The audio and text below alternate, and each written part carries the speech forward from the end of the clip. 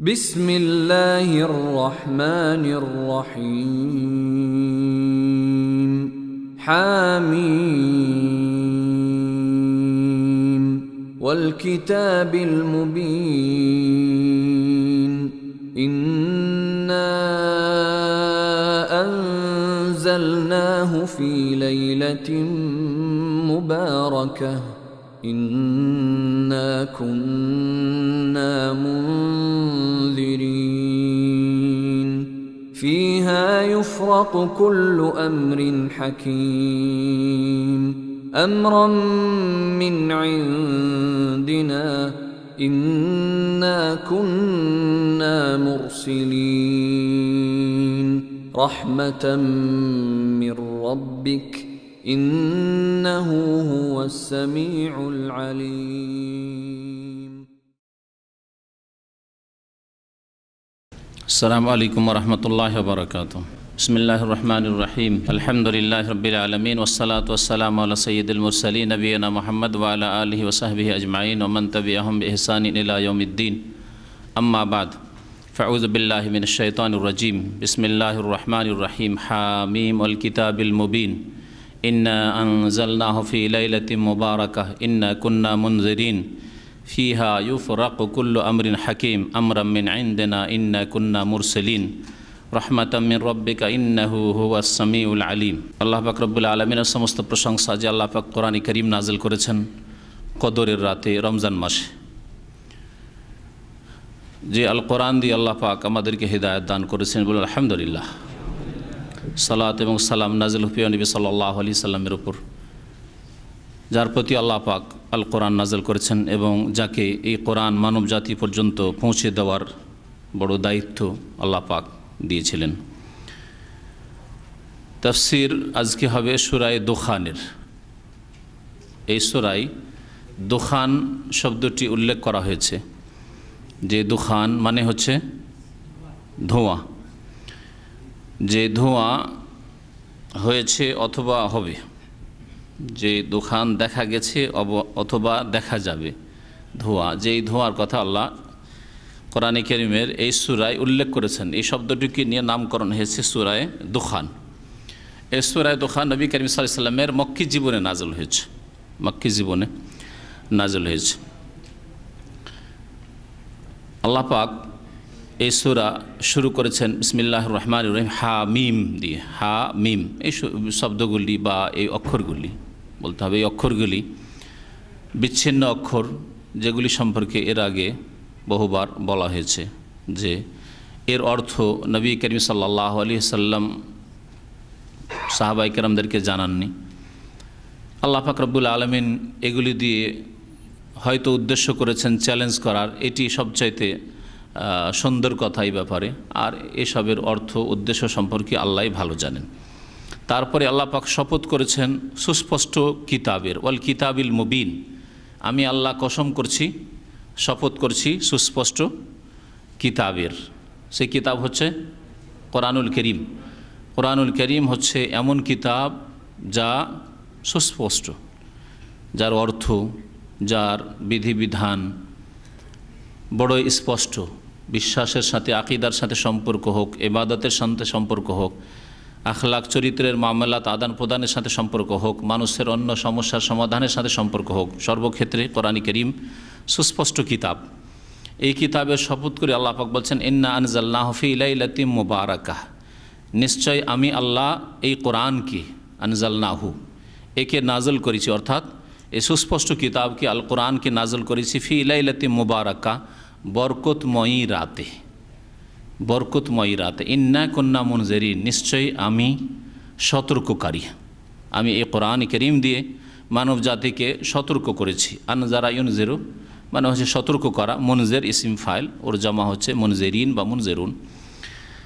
বরকতময় রাতে আল্লাহ পাক কোরআন কারীম নাযিল করেছেন। এই আয়াতে আল্লাহ এই রাতকে বরকতময়ী বলেছেন, লাইলাতুম মুবারাকা।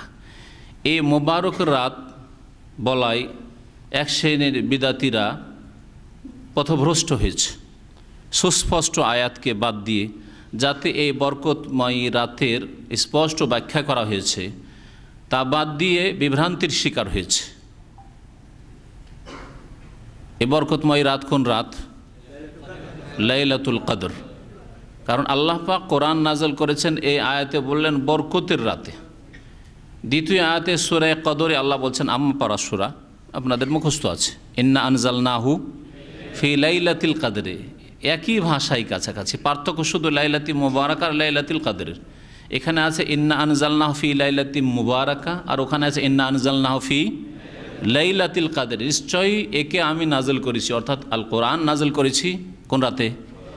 লাইলাতুল কদরে, কদরের রাতে। আল্লাহ কি বলে লাইলাতুল বারাতে, শবে বারাতে বললেন? কদরের রাতে বলেছেন। এরপরেও যদি কেউ বিভ্রান্ত হয় তো ওর চাইতে হতভাগা আর কেউ হতে পারেন না, স্পষ্ট কথা। তারপরে কেউ যদি বিভ্রান্তির শিকার হয় তাহলে শয়তানের খপ্পরে পড়েছে। ইন্না আনজালনা ফি লাইলাতুল কদর স্পষ্ট আল্লাহ করে দিলেন। আর এই কদরের রাত কোনখানে? আর একটি সম্ভাবনা থেকে যেতে পারে, বা বিদাতিরা টেনে নিয়ে যেতে পারে যে ওটা কি কদর রাত বলা হয়েছে যেটা শাবান মাসে হয়, তাই না? এটা তো বলতে পারে যে ওটা কি কদর রাত বলা হয়েছে যেটা শাবান মাসে হয়। তারও খণ্ডন আল্লাহ কোরআনে কারিমে করে দিয়েছেন। সূরা বাকারায় আল্লাহ বলছেন, শাহরু রমাদান আল্লাযী উনজিলা ফীহিল কোরআন। রমজান এমন এক মাস যেই মাসে আল্লাযী উনজিলা ফীহিল কোরআন, আল কোরআন নাজল হয়েছে। তাহলে আল কোরআন নাজল হয়েছে রমজান মাসে, শাবানে নয়। কদরের রাতে নাজল হয়েছে, শবে বরাত বলে কোনো রাতে নয়, কদর রাতে নাজল হয়েছে। আর সেই রাত কি আল্লাহ এই তৃতীয় আয়াতে সূরা দুখানে বলেছেন লাইলাতুম মুবারাকা, বরকতময় রাত। তাফসীর ইবনে কাসির, যেটা সবচেয়ে ভালো তাফসীর, কোরআনের তাফসীর, কোরআন দিয়ে এবং হাদিস দিয়ে সেই তাফসীর পড়েন তাহলে তাতে স্পষ্টই পাবেন। আর বাংলা এটা অনুবাদ হয়ে গেছে যে এই লাইলাতুম মুবারাকা হচ্ছে। আর এই তিনটি আয়াতই সূরা দুখান এবং সূরা বাকারা, সূরা কদরের এই তিনটি আয়াতই ইমাম ইবনে কাসির রহমতুল্লাহ নিয়ে এসেছেন, যা আপনাদের সামনে পেশ করলাম। আল্লাহ কোরআনে কারীম দিয়ে সতর্ক করেছেন মানুষকে।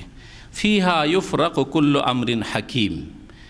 ফিহা মানে এই রাতে, হা জামিরের মারজা হচ্ছে এই রাতে, অর্থাৎ এতে, অর্থাৎ এই রাতে, বরকতময় রাতে। ইউফরাকু কুল্লু আমরিন হাকিম, সিদ্ধান্ত নেওয়া হয় বা স্থির করা হয় বলতে হয়। ইউফরাক, ফারাকা ইয়াফরাকু মানে ফয়সালা করা হয়, স্থির করা হয়। কুল্লু আমরিন হাকিম, প্রত্যেক প্রজ্ঞাপূর্ণ কাজের। আমর মানে কাজ, আমরের দুটি অর্থ হয়, এর আগে বলেছি তাফসীর করতে। কাজ হয় আমর মানে, আর আমর মানে আদেশ নির্দেশে হয়।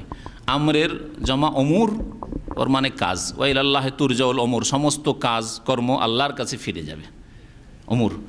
আর যখন আদেশের অর্থ হবে তখন আমরের বহু বচন হয় আওয়ামের। অনেকগুলি আদেশ যদি আসে, নির্দেশাবলী, তাহলে বলা হয় আওয়ামের। আজকাল এই শব্দটি ব্যবহার করে থাকে আরবি ভাষায়।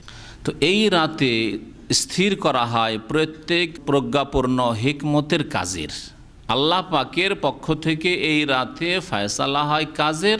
আর আল্লাহর কাজগুলি, আল্লাহর কথাগুলি, আল্লাহর সৃষ্টিগত কাজ, আল্লাহ পাকের শরীয়তের কাজ, শরীয়তের বিধান সবগুলি হচ্ছে হেকমতপূর্ণ, প্রজ্ঞাপূর্ণ। তাতে হেকমত রয়েছে। আল্লাহ যা কিছু পৃথিবীতে করছেন সৃষ্টি, তাতে হেকমত রয়েছে। আল্লাহ পাক যা আদেশ নিষেধ করেছেন তাতে রয়েছে হেকমত। ফিহা ইউফরাকু কুল্লু আমরিন হাকিম। তাহলে এই আয়াত বা তার আগের আয়াত দিয়ে স্পষ্ট হয় যে ভাগ্য রজনী যদি বলতে হয় তো কোন রাতকে বলতে হবে? লাইলাতুল কদরকে, কদরের রাতকে।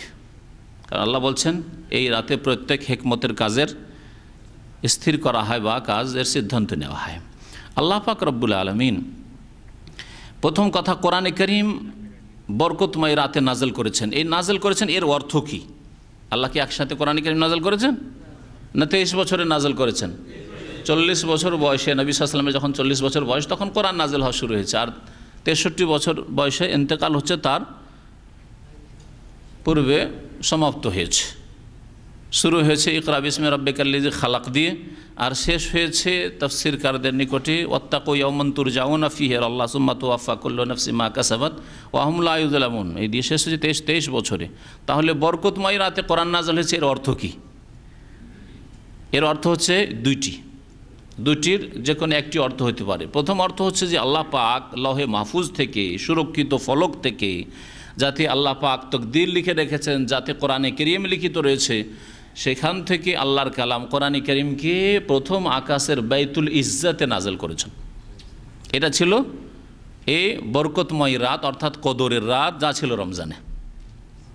আর সেখান থেকে ফেরেশতা তখন জিবরাইল আলাইহিস সালাম নবী করিম সাল্লাল্লাহু আলাইহি ওয়াসাল্লামের কাছে যখন যেই রকমের প্রয়োজন হয়েছে, যখন যেমন আল্লাহর আদেশ হয়েছে এই আয়াত এই সূরাগুলি নিয়ে যাও, তখন নবী করিম সাল্লাল্লাহু আলাইহি ওয়াসাল্লামের কাছে নিয়ে এসেছেন ফেরেশতা 23 বছরে।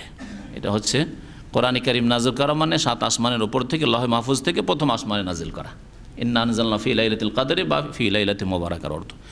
দ্বিতীয় অর্থ হচ্ছে যে আল্লাহ পাক রব্বুল আলামিন প্রথম যে কোরআনের ওহী শুরু করেছেন নবী করিম সাল্লাল্লাহু আলাইহি ওয়াসাল্লামের উপর, সেটা ছিল কদরের রাত। হেরা পাহাড়ের গুহায় প্রথম যখন ইকরা বিস্মের ওহী হয় সেটা ছিল রমজান মাস, সেটা ছিল কদরের রাত, সেটা ছিল বরকতময় রাত। তাহলে শুরু হওয়ার অর্থ ইন্না আনজালনাহু মানে আমি নাযিল করা শুরু করেছি, এই অর্থ নেওয়া যেতে পারে, এবং দুটি অর্থ আপন জায়গায় ঠিক রয়েছে। আমরাম মিন ইনদিনা, আল্লাহ বলছেন এ হচ্ছে আমার পক্ষ থেকে নির্দেশ, আল্লাহ পাকের নির্দেশে এই যে সব কিছুর স্থির করা হয়, কোরআনে কারীম নাযিল হয়েছে বরকতের রাতে, সব আল্লাহ পাকের আদেশক্রমে। ইন্না কুন্না মুরসালিন, নিঃসন্দেহে আমি আল্লাহ রাসূল প্রেরণ করে থাকি, আমি রাসূল প্রেরণ করেছি, কোরআনে কারীম নাযিল করেছি, রাসূল প্রেরণ করেছি, তার আগে কিতাব নাযিল করেছি, আর আম্বিয়া রাসূলগণকে আমি প্রেরণ করেছি। রহমাতাম মির রব্বিক, এই রাসূল আল্লাহ পাক কেন প্রেরণ করেন? বলছেন হে নবী তোমার রবের পক্ষ থেকে এটা দয়া স্বরূপ, রহমত স্বরূপ। আল্লাহর যদি দয়া না হইতো মানব জাতির ওপর, তো আল্লাহ রাসূল প্রেরণ করতেন না, পাঠাতেন না। আল্লাহর যদি দয়া রহমত না হইতো তাহলে আল কোরআন নাযিল করতেন না। আল্লাহ পাক যখন শিরক কুফরিতে দেখলেন মানব জাতিকে, পাপে যখন ডুবে দেখলেন, মানুষকে যখন খেয়ে যাচ্ছিল, মানুষের খুনের পিপাসু ছিল, মানুষ কোনো পাপকে পাপ মনে করতো না, শিরক কুফরি থেকে শুরু করে আর জীবন্ত নিজের মেয়েদেরকে, নিজের সন্তানদেরকে অভাবের ভয়ে, দারিদ্রের ভয়ে অথবা লজ্জায় যে মেয়ে বাড়িতে হলে মানুষে কি বলবে, হ্যাঁ মানুষ বলবে যে ওর ঘরে মেয়ে হয়েছে, আর লোকে যার বাড়ি বিয়ে দেবো সে আমাকে শ্বশুর বলবে, হ্যাঁ আমার জামাই, তো লজ্জাকর ব্যাপার। জাহিলিয়াতের যুগে এইরকম ধ্যান ধারণা হয়েছিল, তাই তারা জীবন্ত মেয়েকে দাফন করত। হিন্দুদের সতীদাহ, স্বামী মরে গেলে তাতে জীবন্ত নারীকে ঝাঁপ দিতে হতো, ধরে তাকে আগুনে নিক্ষেপ করে দেওয়া হতো। এইরকম বর্বরতা থেকে আল্লাহ পাক তাঁর খাস দয়ায় মানব জাতিকে উদ্ধার করার জন্য আল কোরআন নাযিল করলেন, রাসূল প্রেরণ করলেন। রাসূল যদি প্রেরণ না করতেন, আল কোরআন নাযিল না হইতো, তা আমাদের পূর্বপুরুষরা এই সতীদাহের কাজ করেছে, আমরাও সেই অবস্থায় থাকতাম, তার চাইতে আমাদের ভিন্ন অবস্থা হইতো না। নিজের হাতে তৈরি করে মাটি দিয়ে, পাথর দিয়ে তৈরি করে, খড়কুটো দিয়ে তৈরি করে মূর্তি, দেবদেবী তারই পূজা করতে থাকতাম।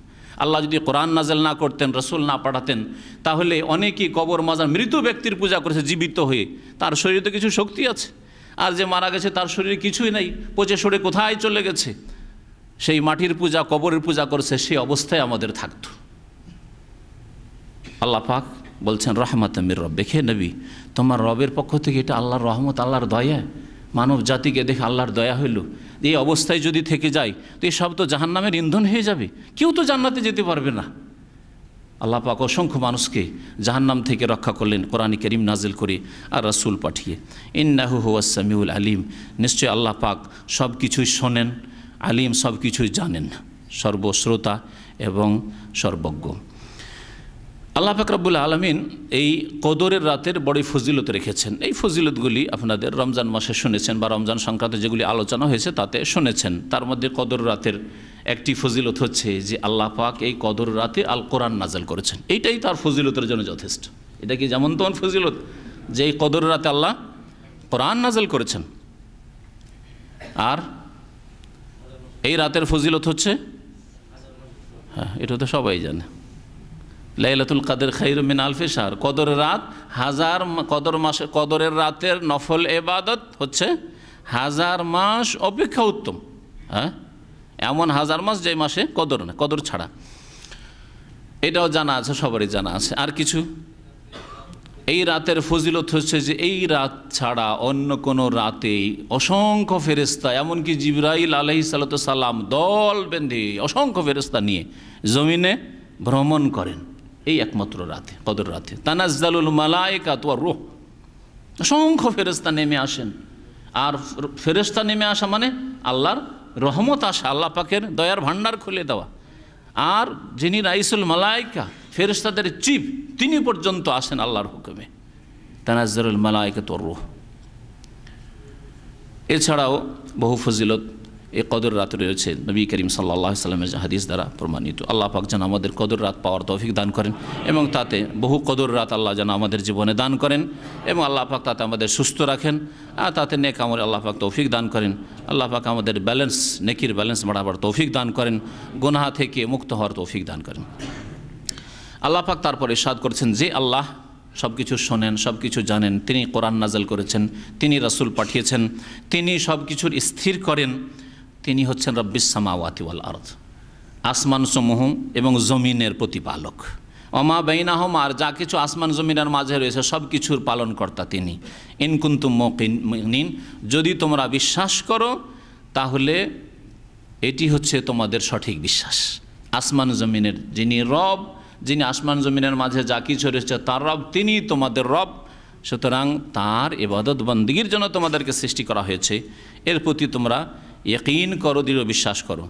লা ইলাহা ইল্লাহু, আল্লাহ পাক তৌহিদে রুবুবিয়তের কথা আগে উল্লেখ করলেন যে আল্লাহ আসমানের রব, আসমান সৃষ্টি করেছেন, জমিন সৃষ্টি করেছেন, আসমান জমিনের মাঝে যত সৃষ্টিকুল রয়েছে সব কিছু সৃষ্টি করেছেন, তাকে ছেড়ে আর কারো পূজা করবে, আর কারো ইবাদত করবে, আর কারো সামনে সেজদা করবে, আর কারো কাছে দোয়া করবে, আর কারো কাছে কান্না করে ফরিয়াদ করবে, সন্তান চাইবে, রোগের আরোগ্য চাইবে, ওই মাজারে গিয়ে, কবরে গিয়ে, না মূর্তি দেবদেবীর কাছে? আল্লাহ বলছেন লা ইলাহা ইল্লাহু, তাওহীদে উলুহিয়াতুর কথা আল্লাহ পাক উল্লেখ করেছেন। কোনো এলাহ নেই, লা ইলাহ, কোনো এলাহ নেই, ইল্লাহু, একমাত্র তিনি ছাড়া, যিনি আসমান জমিনের প্রতিপালক, যিনি আসমান জমিনের মাঝে যা কিছুই রয়েছে তার সেসবের প্রতিপালক, পালনকর্তা, তিনি একমাত্র সত্য মাবুদ। ইয়হি, তিনি প্রাণ দান করেন, হায়াত দান করেন, ওয়মিত, এবং তিনি মৃত্যু দান করেন। সুতরাং আল্লাহ ছাড়া কেউ হায়াত দান করতে পারে না। তাহলে কি করে বাবা সন্তান দিতে পারে, ছেলে মেয়ে দিতে পারে? অমুক বাবার দরগাহে গেলে ছেলে পাওয়া যায়, মেয়ে পাওয়া যায়, এইসব আকিদা, এই কুফরি শিরকি আকিদা কোত্থেকে আসলো? বড় আফসোসের কথা যে এটা যদি অমুসলিমরা করত, এটা যদি পত্তলিকরা করত, এটা যদি খ্রিস্টানরা করত, এত কষ্ট লাগতো না, কারণ তারা কোরআনের প্রতি ঈমান নিয়ে আসেনি। কিন্তু যারা কোরআনকে চুমো দেয়, হ্যাঁ, কোরআনকে বুকে লাগায়, কিন্তু কোরআন শিখলো না, কোরআনের তাফসীর জানলো না, কোরআনের বাস্তবায়ন করলো না, কোরআনের মূল বিষয় যেটি তাওহীদ, আল্লাহর একত্ব, সেটা কি ভুলে গেছে। যে শিরকে উৎখাত করার জন্য নবী করিম সাল্লাল্লাহু আলাইহি ওয়াসাল্লাম আল কোরআন নিয়ে এসেছিলেন, সেই শিরক তাদের ঘরে ঘরে বাসা বেঁধে নিয়েছে। আর এই শিরকের অবস্থায় নামাজ রোজা করে আর দাড়ি রেখে আর মাদ্রাসা মসজিদ করে লাভটাই কী হবে? আল্লাহ পাক বলছেন লাইন আশরাকতা লা ইয়াহবাতান্না আমালুক, শিরক করলে হে নবী তোমারও আমল ধ্বংস হয়ে যাবে। ওয়ালাউ আশরাকু লাহাবিতা আনহুম মা কানু ইয়ামালুন, 18 জন নবীর কথা আল্লাহ পাক সূরা আনামে উল্লেখ করার পর বলছেন তারাও যদি শিরক করত তাহলে তাদের সমস্ত আমল ধ্বংস হয়ে যেত। কোনো লাভ নেই, কোনো লাভ নেই। এই কবর মাজার পূজা করে আর তারপর নামাজ রোজা করা আর তারপর মসজিদ মাদ্রাসা করা আর তারপরে ইসলামের চর্চা করা, এইসব করে কোনো লাভ নেই। আল্লাহ পাক যেন মুসলিম জাতিকে বুঝার তৌফিক দান করেন এবং শিরক কুফরি খপ্পর থেকে আল্লাহ পাক, এই শয়তানের কবল থেকে আল্লাহ পাক যেন উদ্ধার করেন। আল্লাহ পাক ইরশাদ করছেন যে রব্বুকুম ওয়া রব্বু আবাইকুমুল আউয়ালুন, তিনি হে মানুষ তোমাদের প্রতিপালক, ওয়া রব্বু আবাইকুমুল আউয়ালিন, আর তোমাদের পূর্বপুরুষ, যে পূর্বযুগের পূর্বপুরুষরা তাদেরও তিনি রব। আউয়ালিন মানে আগের, পূর্বের, আর আবাইকুম তোমাদের পিতৃপুরুষ, তোমাদের পিতৃপুরুষ যারা আগে চলে গেছে, পূর্বে চলে গেছে, তাদেরও তিনি রব। যেমন তোমাদের রব, তেমন তোমাদের পূর্বে যত মানুষ চলে গেছে তাদের রব আল্লাহ পাক রব্বুল আলামিন। বালহুম ফি শাক্কি ইয়ালাবুন, কিন্তু মানুষ, বাল মানে বরং মানুষের অবস্থা হচ্ছে যে তারা সংশয়ে, সন্দেহের খেলায় মত্ত রয়েছে, সন্দেহের খেলায় মত্ত রয়েছে। এখানে আল্লাহ পাক রব্বুল আলামিন এক ধরনের খেলার কথা উল্লেখ করেছেন, যেই খেলায় শয়তান মাতিয়ে দিয়েছে মানুষকে, সেটা হচ্ছে সন্দেহে পড়ে থাকা, সংশয়ে পড়ে থাকা, যার ফলে ঈমান নেই, আর ঈমান জন্মসূত্রে থাকলে কর্ম নেই। দ্বিতীয় রোগ হচ্ছে শাক্কের বিপরীত আর এক রোগ, সেটা হচ্ছে শাহওয়াতের রোগ, সেটা হচ্ছে মনের কামনা বাসনা পূরণ করার রোগ, ভোগবিলাস করার, অবৈধ বাধাহীন ভোগবিলাস করার রোগ মানুষের মধ্যে রয়েছে, এই স্বভাব রয়েছে। এই দুই রোগে শয়তান রোগাক্রান্ত করে দিয়ে এদেরকে জাহান্নামে নিয়ে যাবে। মানুষের হচ্ছে এই দুটি রোগ, শাহওয়াতের রোগ, কুপ্রবৃত্তির অনুসরণের রোগ, আর একটি হচ্ছে সন্দেহ সংশয়ের রোগ। আল্লাহ বলছেন বালহুম ফি শাক্কিন ইয়ালাবুন, বরং তারা সন্দেহের খেলায় মত্ত রয়েছে। ফি শাক্কিন, সন্দেহে নিমজ্জিত রয়েছে, ইয়ালাবুন, আর সেই খেলায় তারা মেতে রয়েছে। সন্দেহের খেলা, 5 ওয়াক্ত নামাজ না পড়লে নাজাত পাবেন না, অথচ মুসলিম নামাজ পড়ছেন না কেন বলেন? নিশ্চয় সন্দেহ আছে। এগুলো হুজুরদের কথা। আপনার যদি দৃঢ় বিশ্বাস থাকতো যে আল্লাহ পাক রব্বুল আলামিন একদিন কিয়ামতের মাঠে উঠাবেন, এইরকম উঠা নয়, উঠাবেন এমন অবস্থায় উঠাবেন যেখানে ঘামে হাবুডুবু করবে, এরকম এসি চলছে আর বসে আছেন, অথবা হাট বাজারে ঘোরাঘুরি করছেন, অথবা কোনো মাঠে হাজির হয়েছেন, জলসা মহফিল ইজতিমাতে হাজির হয়েছেন, এইরকম নয়। আল্লাহ পাকের কাছে আসামি হাজির হইতে হবে, আর সেখানে প্রথম হিসাব হবে কিসের? প্রথম মুমিন না কাফের এটা দেখা হবে। কাফের ফালা নকিমুল লাহুম ইয়াউমাল কিয়ামাতি ওয়াজনা, কোনো দাঁড়ি পাল্লা তাদের প্রয়োজনই নেই, বিনা হিসাবে জাহান্নাম। আর হিসাব হওয়ার পরে জান্নাত না হয় জাহান্নাম, এটা মুসলিমদের হবে। আর প্রথম হিসাব হবে নামাজের, 5 ওয়াক্ত সালাতের হিসাব হবে।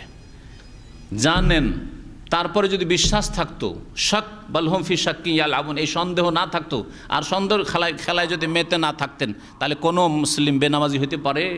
আপনি কি বেনামাজি হতে পারতেন? আপনি কি আধা নামাজি হতে পারতেন? ফজর ছাড়তে পারতেন? কখনো পারতেন না। কারণ ভালো করে জানছেন যে কোনো সময় আমার মওত হতে পারে, আর আল্লাহর কাছে আমাকে হাজির হইতে হবে, ওয়াইল আল্লাহি তুরজাউন, আর সেখানে ফিরে গিয়ে আমাকে 5 ওয়াক্ত নামাজের হিসাব দিতে হবে। শুধু এই নামাজের না, জীবনের প্রতিটি কাজের হিসাব দিতে হবে। সুতরাং কদম উঠাইতে হবে চিন্তা করে যে আমি এই কদম উঠিয়ে হিসাব দিতে পারবো কিনা, এই কাজ করে আমি জবাব দিতে পারবো কিনা, এই কথা বলে আমি জবাব দিতে পারবো কিনা, এই রকম জীবনযাপন করে আমি জবাব দিতে পারবো কিনা। জীবনের সংশোধন হয়ে যাবে, জীবনের সংশোধন হয়ে যাবে। কিন্তু আসলে বিশ্বাস ছিল না, যদিও জন্মসূত্রে মুসলিম, কিন্তু বালহুম ফি শাক্কিন ইয়ালাবুন, সন্দেহের খেলায় তারা মেতেছিল। ফারতাকিব, আল্লাহ বলছেন সুতরাং হে নবী অপেক্ষা করো, ইন্তেজার করো। ফারতাকিব মানে ফান্তাজির, অপেক্ষা করো, প্রতীক্ষা করো। ইয়াউমা, ওই দিনের, তাতিস সামাউ বিদুখানিম মুবিন, যেই দিন আসমান নিয়ে আসবে সুস্পষ্ট ধোঁয়া। শাব্দিক অর্থ করলাম, আসমান সুস্পষ্ট ধোঁয়ায় ছেয়ে যাবে। ফারতাকিব ইয়াউমা তাতিস সামাউ বিদুখানিম মুবিন, সেই দিনের অপেক্ষা করো। এই দিনটি কোন দিন, এই সম্পর্কে তাফসীরকারদের কয়েকটি মত রয়েছে। আমি 3টি মত উল্লেখ করব। কোনো কোনো তাফসীরে 2টি মত উল্লেখ করা হয়েছে, তবে আরেকটি মত উল্লেখ করা হয়েছে, সেটাও উল্লেখ করে দেওয়া ভালো, যাতে এই আয়াত সম্পর্কে, আয়াত বোঝার ক্ষেত্রে একবারে স্পষ্ট হয়ে যায় বিষয়টি। এই দিনটি কোন দিন? একটি মত, যেটি সাহাবী আব্দুল্লাহ বিন মাসউদ রাদিয়াল্লাহু তাআলা আনহুর মত, তিনি বলতেন যে এই দোকান, এই ধোঁয়া আসা, এটা হয়ে গেছে, এটা হয়ে গেছে। প্রথম 2টি মত, হয়ে গেছে না হবে, 2টি মত হয়ে গেছে, এবং তার সাথে অনেক তাফসীরকাররাই রয়েছেন। তিনি বলছেন যে এই আয়াতের এবং এর পরে প্রায় 16 নম্বর আয়াত পর্যন্ত, ইয়াউমা নাবতাশুল বাতশাতাল কুবরা ইন্না মুনতাকিমুন, এই আয়াত থেকে ফারতাকিব ইয়াউমা তাতিস সামা বিদুখানিম মুবিন, এই আয়াতটি হচ্ছে আয়াত নম্বর 10 সূরা দোখানের। এই আয়াত নম্বর 10 থেকে শুরু করে 16 নম্বর আয়াত পর্যন্ত এই আয়াতগুলি তাফসীর সম্পর্কে আব্দুল্লাহ বিন মাসউদ রাদিয়াল্লাহু তাআলা আনহু বলছেন যে এগুলি সব হয়ে গেছে। আর ঘটনা এই, তার মত হিসাবে এবং অন্যান্য তাফসীরকারদের মত হিসাবে, যে মক্কায় যখন নবী করিম সাল্লাল্লাহু আলাইহি ওয়াসাল্লাম ইসলামের দাওয়াত দিলেন, কিন্তু মক্কার কাফের কুরাইশরা অধিকাংশই অস্বীকার করল, নিরাশ হয়ে গেল নবী করিম সাল্লাল্লাহু আলাইহি ওয়াসাল্লাম তাদের দাওয়াত থেকে। এবং সাহাবায়ে কেরামরা যারা দুর্বল, আর অধিকাংশই তারা দুর্বল, সংখ্যার দিক থেকে দুর্বল, শক্তির দিক থেকে দুর্বল, আর্থিক দিক থেকে দুর্বল, দুর্বল লোকেরা প্রথম ইসলাম গ্রহণ করেছিল, তার জুলম অত্যাচারের শিকার হলো এই কাফেরদের পক্ষ থেকে। নবী করিম সাল্লাল্লাহু আলাইহি সাল্লামকেও তারা ছেড়ে দিল না কাফেররা জুলম অত্যাচার করার ক্ষেত্রে। নবী করিম সাল্লাল্লাহু আলাইহি সাল্লাম তখন বদদুয়া করেছিলেন, অভিশাপ দিয়েছিলেন মক্কার কাফেরদেরকে, আল্লাহুম্মা আইন্নি আলাইহিম বিসিনিনা কাসিনি ইউসুফ, আল্লাহ আমাদের সাহায্য করো এই মক্কার কাফেরদের ওপর দুর্ভিক্ষ দিয়ে, অনাবৃষ্টি দিয়ে, কাসিনি ইউসুফ, যেমন ইউসুফ আলাইহিস সালামের জামানায় দুর্ভিক্ষ হয়েছিল। ইউসুফ আলাইহিস সালামের জামানার দুর্ভিক্ষের কথা সূরা ইউসুফ আল্লাহ পাক উল্লেখ করেছেন। কত বছর জানা আছে কারো? 7 বছর। 7 বছর। নবী করিম সাল্লাল্লাহু আলাইহি সাল্লামের এই বদদুয়া কবুল হইল, এমন দুর্ভিক্ষ পড়ল মক্কায়, মক্কার আনাচে কানাচে, যে মক্কার লোকের কোনো খাবার ব্যবস্থা নেই, বৃষ্টি তো নেই, পানি তো নেই, কোনো খাদ্যের ব্যবস্থা নেই। এমনকি তারা পচা সরা পুরনো হাড্ডি যেগুলি পড়ে আছে, কোনো কালে গোস্ত খেয়েছিল, হাড্ডিগুলি মাঠে ঘাটে পড়ছে, হাড্ডি পর্যন্ত খেয়েছে, চামড়া পর্যন্ত খেয়েছে, গাছের লতা পাতা সব কিছু খেয়েছে।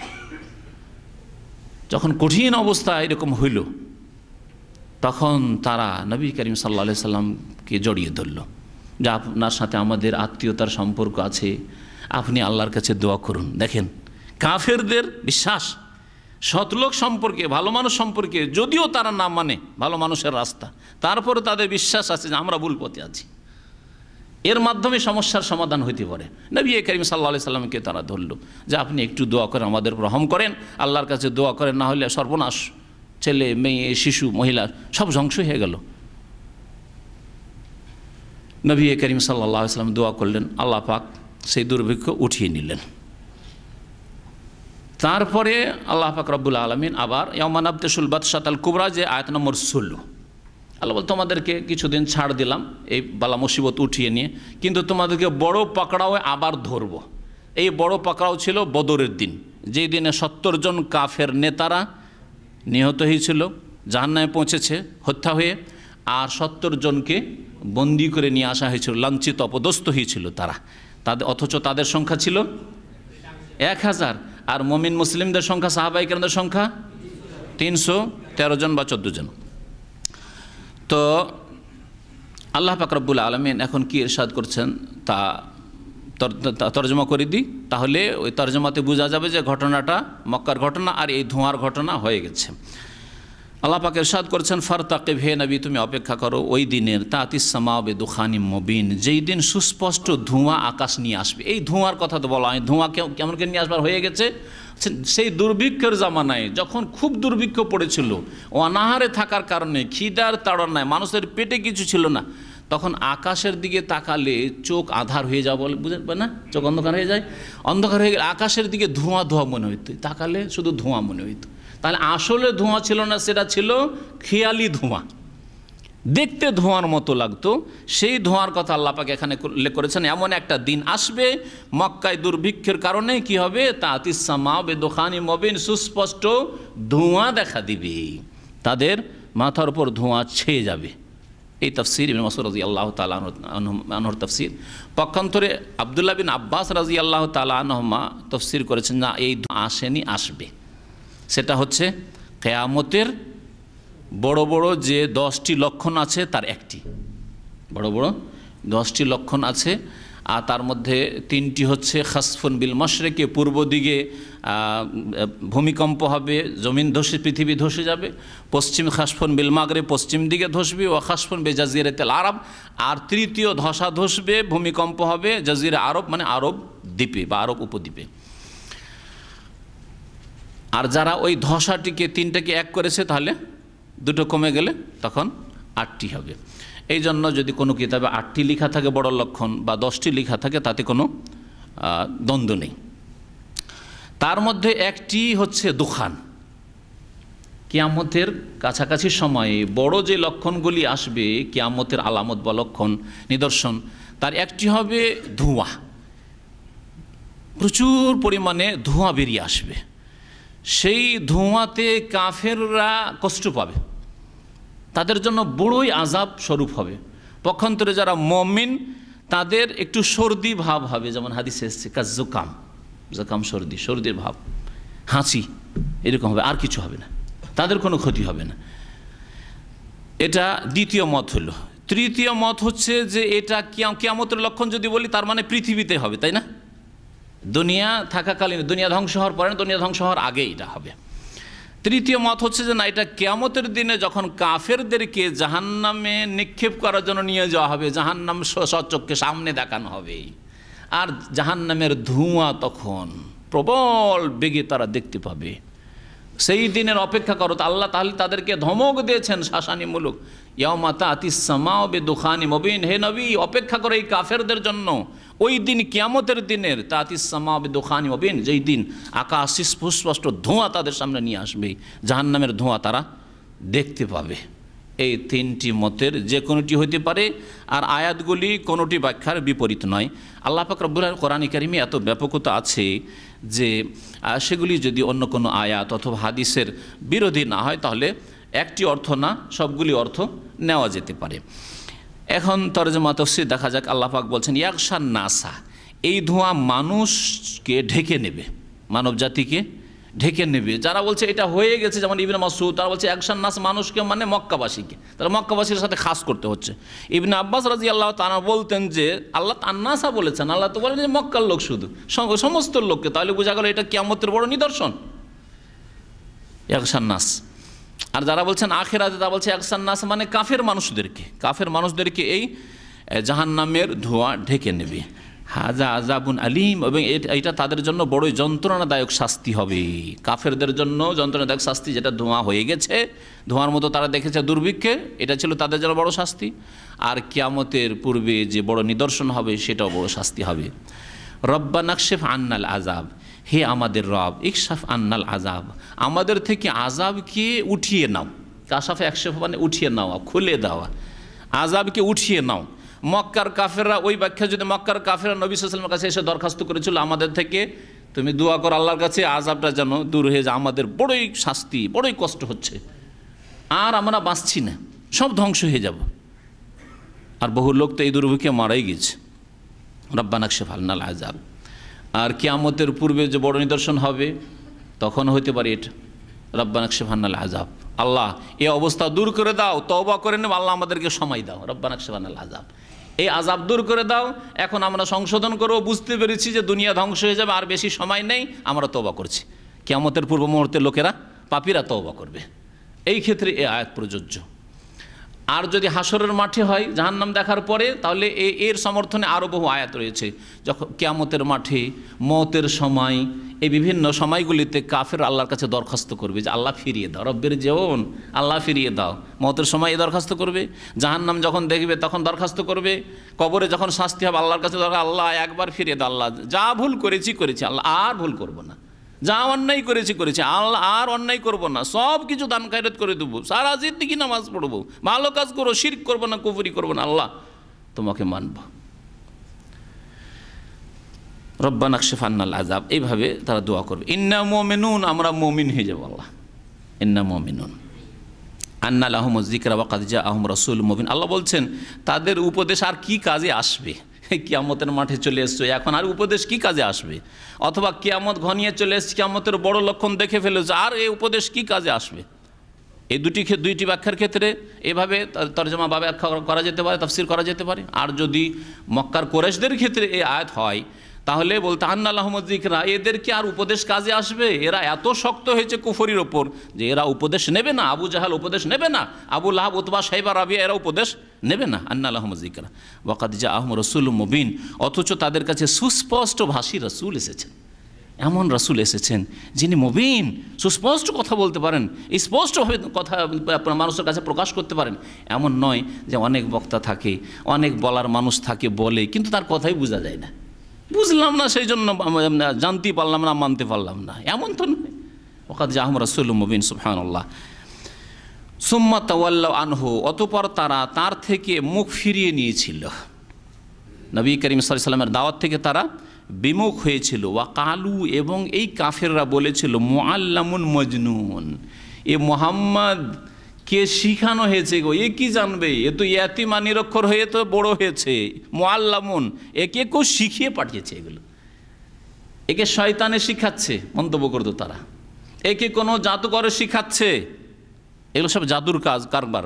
মুআল্লামুন, মুআল্লিম মানে যে শিখায়, আর মুআল্লাম ইসিম মফুল, মুআল্লাম মানে যাকে শিখানো হয়েছে, একে শিখানো, একে পাঠ পড়িয়ে পাঠিয়েছে, একে শয়তানে পাঠ পড়িয়েছে, একে জাদুঘররা পাঠ পড়িয়েছে। মুআল্লামুন মজনুন, আবার বলতো মজনুনে পাগল, তাদের কথায় বৈপরীত্য নাই।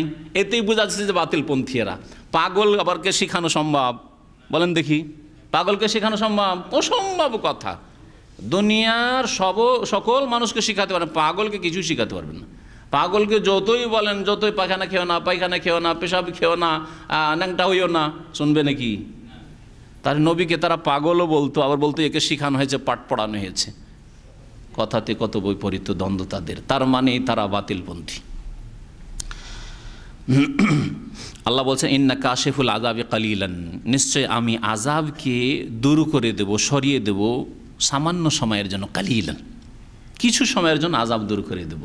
মক্কার ঘটনা হলে আল্লাহর কাছে নবী কারীম সাল্লাল্লাহু আলাইহি ওয়াসাল্লাম দোয়া করলেন, আল্লাহ আমার কম বড় কঠিন অবস্থায় পড়েছে, তাদের জন্য বদদোয়া করেছিলাম, তাদের এই আযাবকে সরিয়ে দাও। আল্লাহ বলছে ইন্না কাশিফুল আযাবি কালিলান, এই আযাব আমি কিছুক্ষণের জন্য দূর করে দেব। কিন্তু এরা হেদায়েত হবে না। ইন্নাকুম আয়দুন, আবার এরা ফিরে আসবে। এরা পাপে, কুফরিতে, আবার অন্যায়ে, তোমার শত্রুতায়, আমার দিনের শত্রুতায় আবার ফিরে আসবে। আর যদি আখেরাতের কথা হয় অথবা কিয়ামতের পূর্ব মুহূর্তে বড় লক্ষণের কথা হয়, তাহলে বলবেন যে ইন্না কাশিফুল আযাবি কালিলান, আমি এই আযাব যদি দূরও করে দিই আর এদেরকে যদি সময় সুযোগ আরও অবসর দিয়ে দিই, তারপরে আবার এই পাপের দিকে ফিরে আসবে। যে কোনো মানুষকে মতের সময় যে আল্লাহর কাছে দরখাস্ত করে, আবার যদি ফিরিয়ে পাঠিয়ে দেয়, আবার ভোগবিলাস শুরু করবে, আবার পাপ শুরু করবে, ভুলে যাবে। ইন্নাকুম আয়দুন, আল্লাহ বলছেন ইয়াউমা নাবতিশুল বাতশাতাল কুবরা, সেই দিনকে স্মরণ করো যেই দিন বড় পাকড়াও আমি পাকড়াও করব। বাতাসে আবতস মানে ধরে নাও, পাকড়াও করা। আর সে যেমন তেমন ধরনের বড় ধরনের পাকড়াও আমি করব। আল্লাহ বলছেন আল বাতশাতাল কুবরা ইন্না মুনতাকিমুন, নিশ্চয় আমি প্রতিশোধ গ্রহণকারী, নিশ্চয় আমি আল্লাহ প্রতিশোধ গ্রহণকারী। এই বড় পাকড়াও কি? আল বাতশাতুল কুবরার তাফসীর ইবনে মাসউদ রাদিয়াল্লাহু তাআলা করেছেন, সেটা হচ্ছে ইয়াউম বদর, বদরের যুদ্ধ। হক বাতের মাঝে পার্থক্য করা হয়েছে। আর জীবনে কখনো কুরাইশদের আর এই মক্কার কাফেরদের এইরকম অবস্থা হয়নি, দুর্গত অবস্থা, যে কোথাও লড়াই করতে গিয়ে এরকম লাঞ্ছিত অপদস্থ আর এইভাবে তারা ক্ষতিগ্রস্ত হবে, এটা কোনো দিন হয়নি। এই জীবনের প্রথম শিক্ষা পেয়েছে আল বাতশাতুল কুবরা, আল্লাহ বড় পাকড়াও করেছেন, দুনিয়ার এই পাকড়াও। আর যারা বলেছেন যে কিয়ামতের দিনের এইসব ঘটনা, ইবনে আব্বাস রাদিয়াল্লাহু তাআলা আনহুমা যেমন বলেছেন, অন্যান্য তাফসীরকারগণ, তাহলে আল্লাহ পাক বড় পাকড়াও করবেন মানে জাহান্নামের পাকড়াও, আখিরাতের শাস্তি সবচাইতে বড় পাকড়াও।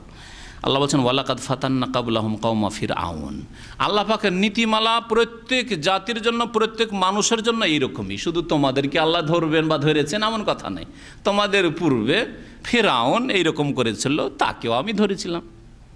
তোমরাও যদি ফেরাউনের মতো আচরণ করো, হে আরবের লোকেরা, হে কুরাইশরা, হে মক্কার লোকেরা, তাহলে তোমাদের সাথেও এই আচরণে আমি করব। আল্লাহ কোরআনে কারীমের সূরায়ে বনী ইসরাঈলের একটি ছোট্ট আয়াতে বলেছেন ওয়াইন উদ্তুম উদনা, তোমরা যদি ফিরো আমিও ফিরব। তোমরা পাপের দিকে ফিরো, আমি শাস্তি নিয়ে ফিরব। আর তোমরা যদি সংশোধন করে ফিরে আসো, আমার দিকে ফিরে আসো, আমি তোমাদের কাছে রহমত নিয়ে ফিরে আসবো। ওয়াইন উদ্তুম উদনা, আল্লাহ পাকের নীতিমালা। আল্লাহ পাক বলছেন ওয়ালাকাদ ফাতান্না কাবলাহুম, এদের পূর্বে আমি পরীক্ষায় ফেলে দিয়েছিলাম কওমা ফিরআউন, ফিরআউনের জাতিকে, ফিরআউনের সেনাবাহিনীকে, কিবতীদেরকে। ওয়াজাআহুম রাসূলুন কারীম, এবং তাদের কাছে সম্মানিত একজন রাসূল এসেছিলেন, তার নাম কি? মূসা আলাইহিস সালাম। আন আদ্দু ইলাইয়া ইবাদাল্লাহ, সংক্ষেপ করে দেওয়া আছে। মূসা আলাইহিস সালামের ঘটনা বড়ই লম্বা ঘটনা, ছোট থেকে বড় কিভাবে হলেন, আবার মূসা আলাইহিস সালাম ফিরআউনের কাছে কিভাবে দাওয়াত নিয়ে গেলেন, আর কথাবার্তা হইল, আরও ঘটনা ঘটল, তার মাদিয়ানের সফর, তারপরে আবার রাতারাতি সাথীদেরকে, বনী ইসরাইল যারা মুমিন হয়েছিলেন তাদেরকে নিয়ে মিসর থেকে বেরিয়ে যাওয়া, আর সমুদ্র পার হয়ে সুরক্ষিত স্থানে চলে যাওয়া। সংক্ষেপ করে দিয়ে আল্লাহ বলছেন ওই যে সমুদ্র পার হয়ে চলে যাচ্ছেন মূসা আলাইহিস সালাম, তখনকার কথার কাছে চলে আসেন। আল্লাহ পাক বলছেন আন আদ্দু ইলাইয়া ইবাদাল্লাহ, শেষখানে যা কিছু দাওয়াত দেওয়া হইল, দাওয়াত কবুল করল না ফিরআউনকে মূসা আলাইহিস সালাম বললেন যে দেখো, তোমার দরবারে আর তোমার বংশধর, তোমার সেনাবাহিনী, এদের ঘরে ঘরে বনী ইসরাইল আমার জাতির লোকেরা যারা মুমিন মুসলিম হয়েছে, তারা গোলামির জীবন যাপন করছে, তাদের নারীদেরকে তোমরা দাসী বানিয়ে রেখেছো, আর এদেরকে কঠোর পরিশ্রমের মেহনতের কাজে লাগিয়ে রেখেছো, এদেরকে ছেড়ে দাও। এই আল্লাহর বান্দাদেরকে স্বাধীন হয়ে আল্লাহর বন্দেগী, আল্লাহর ইবাদত করতে দাও। আল্লাহ পাক রব্বুল আলামিন এরশাদ করছেন মূসা আলাইহিস সালামের ঘটনায়, যে মূসা আলাইহিস সালাম ফিরআউনের কাছে যখন দেখলেন যে ফেরাউন ঈমান নিয়ে আসবে না, বললেন যে যারা তোমার দরবারে হাজার হাজার বা তোমার বংশধর, তোমার সেনাবাহিনী এদের ঘরে ঘরে গোলামি করছে, বনি ইসরায়েলদের, তারা মুমিন মুসলিম, তাদেরকে ছেড়ে দাও, এদেরকে মুক্ত করে দাও, আমার জাতি, এদেরকে নিয়ে আমি আমার কাজ করি।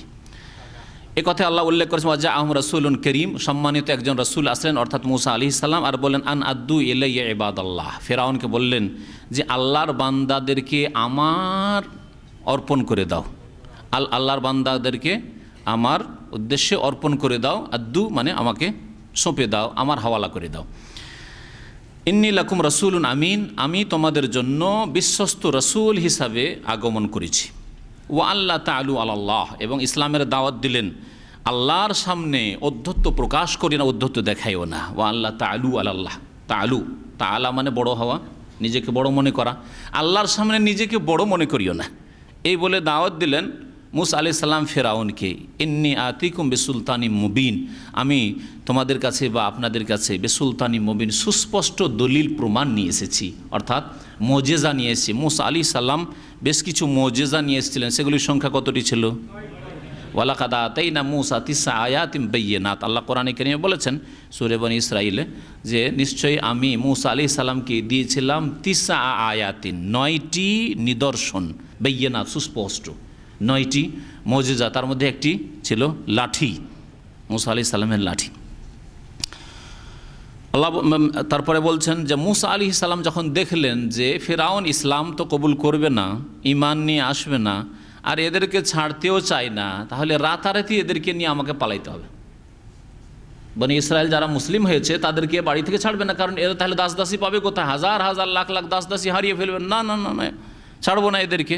তো রাতারাতি তাদেরকে জানিয়ে দেওয়া হলো যে আজকের রাত্রে আমরা গভীর রাতে সব বেরিয়ে পড়বো, বনি ইসরায়েলদেরকে জানিয়ে দেওয়া হলো। তার মাঝে মুসা আলাইহিস সালামকে মারার ষড়যন্ত্র করা হলো। তখন মুসা আলাইহিস আল্লাহ পাকের কাছে দোয়া করলেন, ওয়াইন্নী উযতু বিরব্বি ওয়া রাব্বিকুম আন তারজুমুন, আমি আশ্রয় গ্রহণ করছি আমার রবের নিকট, ওয়া রাব্বিকুম আর তোমাদের রবের নিকট, আন তারজুমুন যে আমাকে পাথর মেরে তোমরা সংসার করে দেবে, হত্যা করে দেবে, এর থেকেই যাতে করে আমাকে হত্যা তোমরা না করতে পারো, আল্লাহর শরণ নিচ্ছি, আল্লাহর কাছে আশ্রয় গ্রহণ করছি।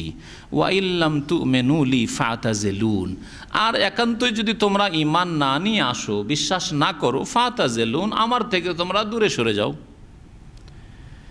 এখানে মুসা আলাইহিস সালাম তাদের কাছে 3টি প্রস্তাব পেশ করলেন। প্রথমটি ছিল ঈমানের প্রস্তাব, ঈমান নিয়ে আসো। ওয়া আল্লাহ তাআলু আলাল্লাহ ইন্নী আতিকুম বিসুলতানি মুবিন, আল্লাহর সামনে নিজেকে বড় বলে প্রকাশ করিও না, বরং আল্লাহ তোমার মাবুদ আমাদেরও মাবুদ, সুতরাং ফেরাউন ঈমান নিয়ে আসো, আর তোমার সেনাবাহিনী দলকে বলো আল্লাহর প্রতি ঈমান নিয়ে আসো। ঈমানের প্রস্তাব যখন তারা অস্বীকার করল, তখন তিনি বললেন যে যদি ঈমান না নিয়ে আসো তাহলে কমপক্ষে আমাকে তোমাদের অনিষ্ট থেকে বাঁচিয়ে রাখো, আমাকে হত্যা করার চেষ্টা করিও না, আমাদের বিরুদ্ধে ষড়যন্ত্র করিও না। এ হচ্ছে দ্বিতীয় প্রস্তাব। আর তৃতীয় প্রস্তাব ছিল যে আমি এদেরকে নিয়ে চলে যাই সুরক্ষিত স্থানে। তাই আল্লাহ পাক বলছেন ফাদা রব্বাহু আন্না হাউলাই কওমুন মুজরিমুন, আল্লাহ পাক সংক্ষেপ করে দিয়েছেন। আল্লাহ পাক বলছেন যে মুসা আলাইহিস সালাম যখন নিরাশ হয়ে গেলেন যে ফেরাউন ঈমান নিয়ে আসবে না, তখন আল্লাহর কাছে দোয়া করলেন, বদদোয়া ফেরাউন এবং ফেরাউনের অনুসারীদের জন্য। ফাদা রব্বাহু, মুসা আলাইহিস সালাম দোয়া করলেন তার রবের কাছে, আন্না হাউলাই কওমুন মুজরিমুন, হে আল্লাহ এই জাতি হচ্ছে বড়ই অপরাধী জাতি। আন্না হাওলা এই লোকেরা কওমুন মুজরিমুন, এরা অপরাধী জাতি। কত সংক্ষেপের দোয়া! এই জন্য লম্বা লম্বা একটা একটা করে দোয়া করা এটা আম্বিয়াদের তরিকা না। সংক্ষেপে কথা বলেন যাতে অনেক কথা থাকে, এতে নিজের অবস্থা প্রকাশ করা হলো যে আল্লাহ এরা অপরাধী জাতি, তাদের কাছে আমি ঈমানের দাওয়াত নিয়ে এসেছি কিন্তু কবুল করলো না, এখন তুমি তোমার কাজ করো। মুসা আলাইহিস সালাম যখন মাদিয়ানে গিয়েছিলেন আর কয়েকদিন ধরে অনাহারের সফর, সেখানে গিয়েও বড়ই সংক্ষেপে দোয়া করেছেন, রব্বে ইন্নী লিমা আনজালতা ইলাইয়া মিন খাইরিন ফাকির, আল্লাহ রব্বে ইন্নী লিমা আনজালতা ইলাইয়া, যা কিছু আমার ভাগ্যে নাজেল করেছে তুমি আকাশ থেকে রিজিক, ফাকির তার আমি মুখাপেক্ষী হয়েছি, তার প্রয়োজন হয়েছে আল্লাহ। সুবহানাল্লাহ। কারো কাছে ভিক্ষাও চাইলেন না, কারো কাছে সাহায্যও চাইলেন না, আর কাউকে নিজের অবস্থাও প্রকাশ করলেন না, বরং তাদের যে পানি, ওই যে 2 মেয়ে ছিল তাদের পানি উঠিয়ে দিলেন বালতিতে করে কূপ থেকে, আর তাদের বকরিকে পানি পান করালেন। তারপর তাদের কাছে পারিশ্রমিকও চাইলেন না, কিছুই বললেন না, নিজের অবস্থা যে আমি এই দুর্গত অবস্থা আছি কিছু না বলে ফাল্লাম্মা তাওয়াল্লা ইল্লা দিলে ছায়ায় এসে বিশ্রাম নিচ্ছেন। আর বলছে সেই অনাহারে কয়েকদিনের, তাফসীরকার মধ্যে 7 দিনের অনাহার। আল্লাহর কাছে বলছেন শুধু এতটুকু দোয়া, রব্বে, হে রব, ইন্নী লিমা আনজালতা ইলাইয়া, আমার ভাগ্যে যে তুমি নাজেল করেছো, মিন খাইরিন, কল্যাণ, রিজিক, ফকির, তার আমি ফকির হয়েছি, মোহতাজ হয়েছি, মুখাফিকি হয়েছি। আল্লাহ আমার দরকার এখন। সুবহানাল্লাহ। আল্লাহ পাক খাবার ব্যবস্থা করলেন, থাকার ব্যবস্থা করে দিলেন। হ্যাঁ, তারপরে ঘটনা কোরআনে কারিমে রয়েছে। আল্লাহ পাক রব্বুল আলামিন ইরশাদ করছেন যে দোয়া যখন করলেন মুসা আলাইহিস সালাম আল্লাহ পাকের কাছে, যে এরা অপরাধী জাতি, ফেরাউনের অনুসারীরা, এরা ঈমান নিয়ে আসবে না। আল্লাহর হুকুম হলো ফাসরে বিইবাদি লাইলান, হে মুসা তুমি রাতারাতি আমার বান্দাদেরকে নিয়ে এখান থেকে বেরিয়ে পড়ো। আসরা ইউসরি মানে রাত্রে ভ্রমণ করা, রাত্রে বেরিয়ে পড়ো। সুবহানাল্লাযী আসরা বিআবদিহি লাইলান, আল্লাহ বলছেন, তাই না? ইসরা মেরাজের ঘটনায় পাক পবিত্র সেই সত্তা যিনি রাতারাতি তার বান্দা মুহাম্মদ সাল্লাল্লাহু আলাইহি সাল্লামকে ভ্রমণ করিয়েছেন, নিয়ে গেছেন। ফাসরে বিইবাদি, আমার বান্দাদেরকে, অর্থাৎ বনি ইসরাইল যারা মুমিন মুসলিম, তাদেরকে রাতারাতি নিয়ে চলো। ইন্নাকুম মুত্তাবাউন, তোমাদের পিছু ধাওয়া করা হবে। আল্লাহ ভবিষ্যৎবাণী করে দিলেন যে রাত্রেই বেরোও, তারপরেও তোমার জানতে পারলেই এই রাতেই তোমাদের পিছে ধাওয়া করা হবে।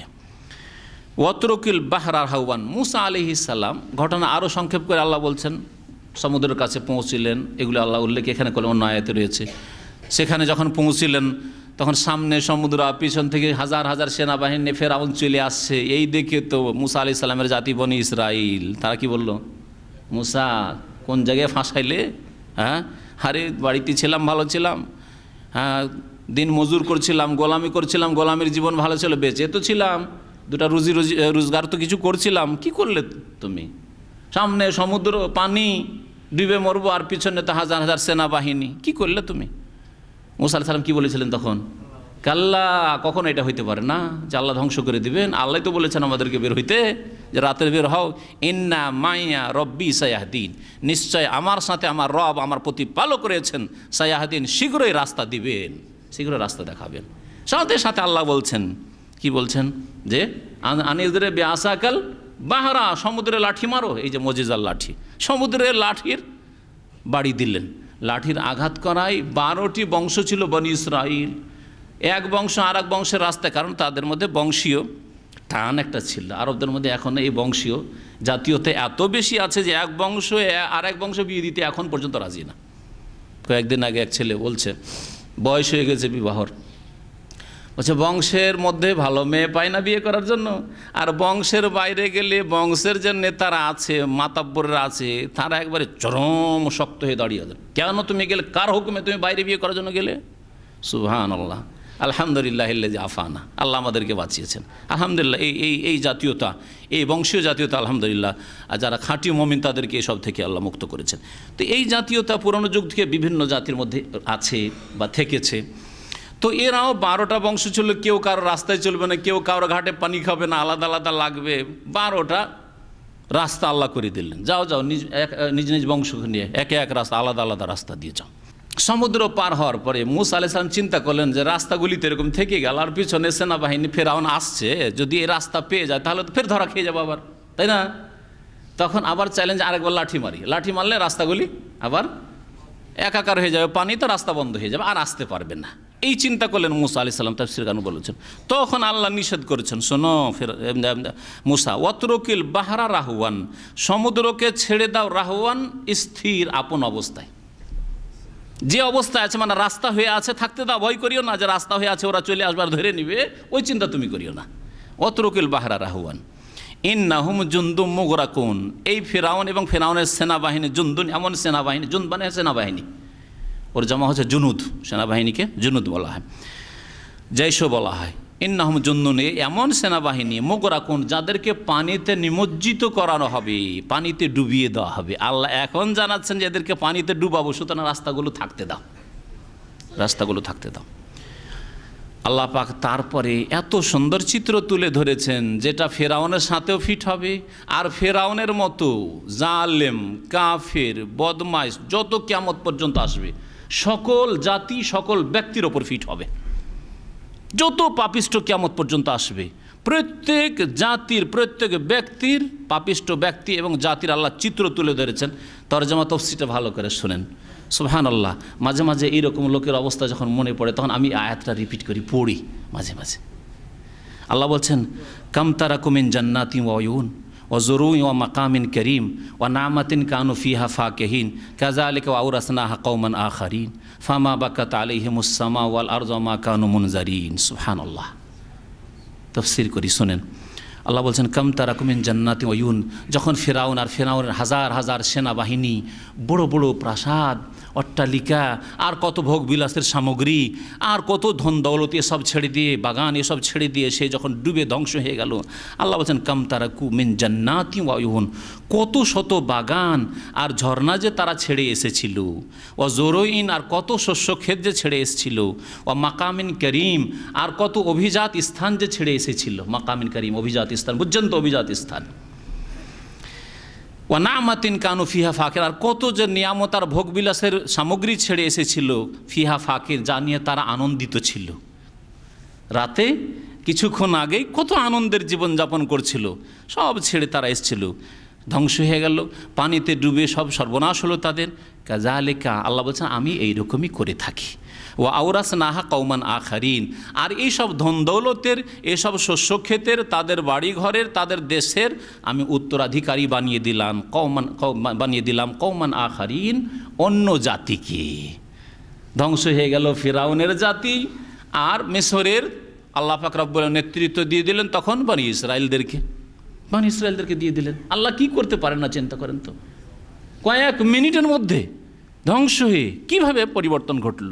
এইরকম যে কোনো জালেমদের কথা আপনি চিন্তা করে দেখেন, যে তারা কত সুন্দর বাগান, আর কত সুন্দর ঝর্ণায়, আর কত তাদের ধন সম্পদ, আর কত তাদের ভোগবিলাসের সামগ্রী ছিল, আর কি জীবনযাপন তারা করত, কোথা থেকে কোথায় চলে গেছে। আছে নামগন্ধ তাদের, হ্যাঁ, তাদের বংশ পরিচয় পাওয়া যাচ্ছে যে তার ভাই বোন কেউ বেঁচে আছে, তার ছেলে মেয়েরা আছে, তাদের আত্মীয় স্বজনরা আছে, অমুক জায়গায় আছে, সসম্মানে আছে, কিছু আছে, সব শেষ হয়ে গেছে। নাম ধরার কোনো প্রয়োজন নেই। প্রত্যেক যুগে যুগে এইরকম জালেমদের দশা আপনি দেখতে পাবেন, যেমন ফেরাউন এবং ফেরাউনের অনুসারীদের হয়েছে।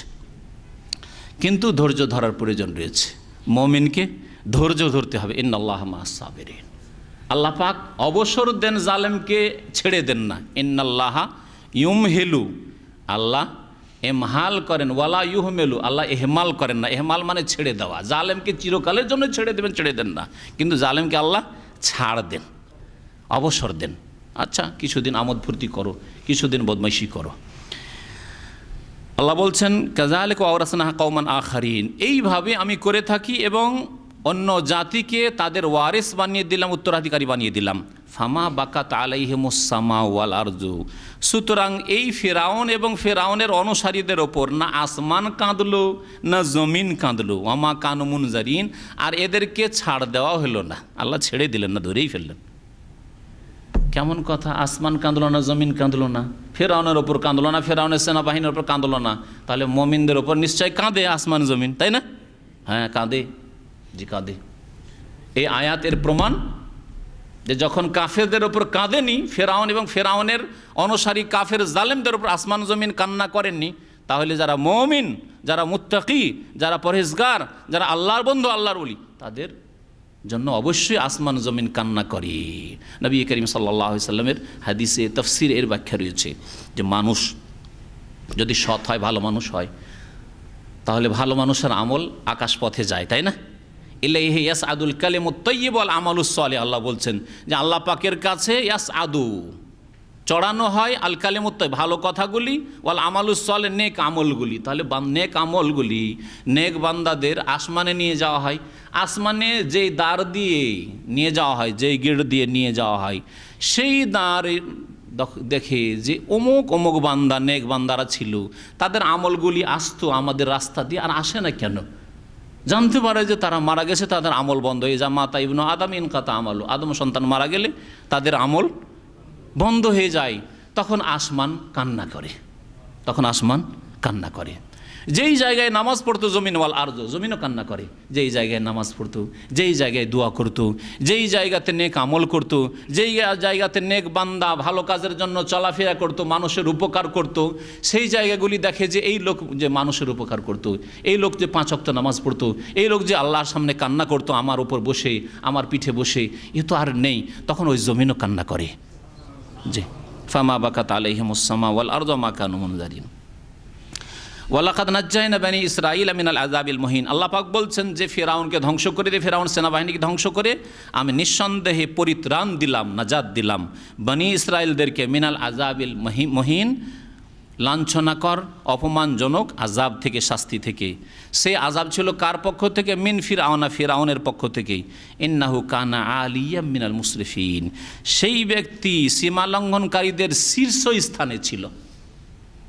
আলিয়ান মানে শীর্ষস্থানে, আর মুসরিফিন মানে যারা সীমালঙ্ঘনকারী। ইন্নাহু কানা আলিয়ান, শুধু সীমালঙ্ঘনকারী ছিল না বা তাদের অন্তর্ভুক্ত ছিল না, বরং সীমালঙ্ঘনকারী দুনিয়াতে যত হয় তাদের শীর্ষস্থানে এই ফিরআউন ছিল। আল্লাহ বলছেন ওয়ালাকাদ ইখতারনাহুম আলা ইলমিন আলাল আলামিন, আর আমি মনোনীত করেছি বনি ইসরাঈলদেরকে আলা ইলমিন, জেনে শুনে বিশ্বজাহানের ওপর।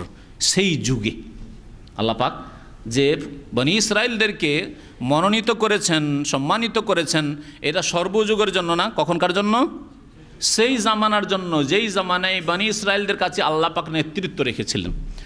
উম্মতে মুহাম্মাদিয়া আলা সাহেবা আফজালুস সালাত ওয়া আতাম্মুত তাসলিম, নবী করিম সাল্লাল্লাহু আলাইহি সাল্লামের উম্মত, শেষ উম্মত। এই উম্মত আসার পরে আল্লাহ পাক, তার আগে বনি ইসরাঈলদের বদচরিত্র আল্লাহ দেখে নিলেন, ইহুদিদের দিন বিকৃত করা, তাওরাত বিকৃত করা আল্লাহ দেখলেন, তাদের আল্লাহ পাক রব্বুল আলামিন কুফরি দেখলেন, তাদের বেয়াদবি দেখলেন, তাদের পাপ দেখলেন, বহু নবীদেরকে তারা হত্যা করেছে, তাদের বদচরিত্রের কথা আল্লাহ পাক কোরআনে কারীমের বিভিন্ন দিক থেকে তুলে ধরেছেন। তখন তাদের কাছ থেকে, ইহুদি নাসারাদের কাছ থেকে, বনি ইসরাঈল যারা ছিল তাদের কাছ থেকে নেতৃত্ব, কিয়াদত, লিডারশিপ ছিনিয়ে নিয়ে আল্লাহ পাক উম্মতে মুহাম্মাদিয়াকে দিয়ে দিলেন। আর আল্লাহ কোরআনে কারীমে ঘোষণা করলেন কুনতুম খায়রা উম্মাতিন, তোমরা হচ্ছো শ্রেষ্ঠ উম্মত, তোমরা শ্রেষ্ঠ উম্মত। আর উম্মতে মুহাম্মাদিয়া শ্রেষ্ঠ উম্মত যে হয়েছে 1400 বছর আগে, এটা কিয়ামত পর্যন্ত অব্যাহত থাকবে, কিন্তু তাদের গুণ লাগবে 3টি। তা'মুরুনা বিল মা'রুফ, ভালো কাজের উপদেশ দেবে, ভালো কাজ নিজে করবে, অন্যকে করাবে। ওয়া তানহাউনা আনিল মুনকার, অন্যায় থেকে নিজে বিরত থাকবে, অন্যদেরকে বিরত রাখবে। ওয়া তু'মিনুনা বিল্লাহ, আল্লাহর প্রতি ঈমানকে মজবুত করবে। আল্লাহর প্রতি ঈমানই আমাদের দুর্বল হয়ে পড়েছে। তাহলে বাকি মানুষকে উপদেশ দেওয়া ভালো কাজের, অন্যায় বাধা দেওয়া, অন্যায়ের প্রতিবাদ করা, ওগুলি তো গেছে। যার ফলে আল্লাহ পাক রব্বুল আলামিন আবার আমাদেরকে ওই ইহুদি নাসারাদের রাস্তায় আল্লাহ নামিয়ে দিয়েছেন, লাঞ্ছিত অপদস্থ করে দিয়েছেন। আল্লাহ পাক আমাদেরকে এই বালা মুসিবত থেকে যেন উদ্ধার হওয়ার তৌফিক দান করেন, আল্লাহ আমাদের সংশোধন করার যেন তৌফিক দান করেন। আল্লাহ কোরআনে কারীমে এই উম্মতের শ্রেষ্ঠত্বের কথা আরও সূরা বাকারার একটি আয়াতে বলেছেন, ওয়া কাযালিকা জাআলনাকুম উম্মাতান ওয়াসাতা, এইভাবেই আমি জাআলনাকুম, হে মুসলিমরা, হে নবী সাল্লাল্লাহু আলাইহি ওয়াসাল্লাম উম্মতরা, তোমাদেরকে উম্মতে ওয়াসাত করেছি। ওয়াসাত মানে মধ্যপন্থী উম্মত, ওয়াসাত মানে খেয়ারান, তাফসীর কারগণ বলেছেন শ্রেষ্ঠ উম্মত, তোমাদেরকে শ্রেষ্ঠ উম্মত করেছি। আল্লাহ পাক এই নেতৃত্ব যে বনি ইসরাঈলদের কাছ থেকে নিয়ে আল্লাহ নবী করিম সাল্লাল্লাহু আলাইহি ওয়াসাল্লাম এবং তার উম্মতকে দিয়েছেন, এর একটা বাস্তব প্রমাণ হচ্ছে নবী সাল্লাল্লাহু আলাইহি ওয়াসাল্লামের মেরাজের সফর। নবী করিম সাল্লাল্লাহু আলাইহি ওয়াসাল্লামের মেরাজের সফর এটা প্রমাণ করলো যে এখন নেতৃত্ব বনি ইসরাঈলদের কাছ থেকে চলে আসলো কোথায়? মুহাম্মদুর রাসূলুল্লাহ সাল্লাল্লাহু আলাইহি ওয়াসাল্লাম এবং তার উম্মতের কাছে। এবং তার সাথে সাথে নবী করিম সাল্লাল্লাহু আলাইহি ওয়াসাল্লাম সমস্ত নবীর ইমামতি করলেন বাইতুল মুকাদ্দাসে। ইমাম হলেন কে? মুহাম্মদুর রাসূলুল্লাহ সাল্লাল্লাহু আলাইহি ওয়াসাল্লাম। এর মাধ্যমে প্রমাণ করে দিলেন যে এখন নেতৃত্ব শেষ নবী মুহাম্মদ রাসূলুল্লাহ সাল্লাল্লাহু আলাইহি ওয়াসাল্লাম সাইয়্যিদুল মুরসালিন কাছে চলে এসেছে, শ্রেষ্ঠত্ব তার এবং তার উম্মতের কাছে চলে এসেছে। কিন্তু এতে খুশি থাকলে হবে না শুধু, হ্যাঁ, খুশি থাকার প্রমাণ হচ্ছে আমল করা, সংশোধন করা, আল্লাহ পাক যে দায়িত্ব দিয়েছেন দায়িত্ব পালন করা। কোনো ব্যক্তিকে যদি নেতা বানানো হয় তো দুই রকম দেখা যায়। কিছু লোককে নেতা বানানো হলে ওর খুশির শেষ থাকে না, যে যাক জীবনের আকাঙ্ক্ষা ছিল নেতা হওয়া, নেতা তো হইতে পেরেছি, মন্ত্রী তো হইতে পেরেছি, এমপি তো হইতে পেরেছি, চেয়ারম্যান তো হইতে পেরেছি, গ্রামের সর্দার তো হইতে পেরেছি, খুশির শেষ নাই, তাই না? যদি কোনো সংগঠনের আমির বানিয়ে দেওয়া হয়, এই ডিস্ট্রিক্টের দায়িত্ব পেয়েছি, বড় পুরনো আকাঙ্ক্ষা ছিল, দেশের আমিরে জামাত হইতে পেরেছি, যেমন তোমার কথা নাকি, খুশির শেষ নাই। এই এক শ্রেণীর লোক আছে।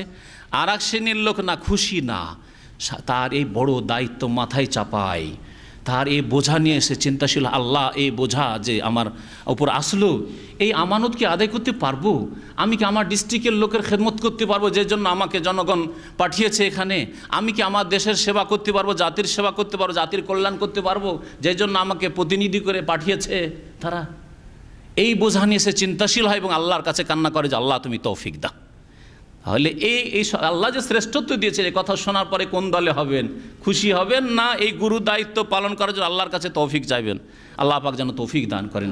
আল্লাহ পাক আমাদেরকে শ্রেষ্ঠ উম্মত বাস্তবে নিজেকে প্রমাণ করার যেন তৌফিক দান করেন। আল্লাহ পাক তারপরে ইরশাদ করছেন, ওয়া আতাইনাহুম মিনাল আয়াতি মা ফিহি বালাউম মুবিন। ওয়া আতাইনাহুম, বনি ইসরাইলদেরকে এমন এমন নিদর্শন দিয়েছিলাম, মা ফিহি বালাউম মুবিন, যাতে ছিল সুস্পষ্ট পরীক্ষা। আল্লাহ পাক এমন এমন মুজিজা দিয়েছিলেন মুসা আলাইহিস সালামকে, তা দিয়ে আল্লাহ পাক তাদেরকে পরীক্ষা করেছিলেন।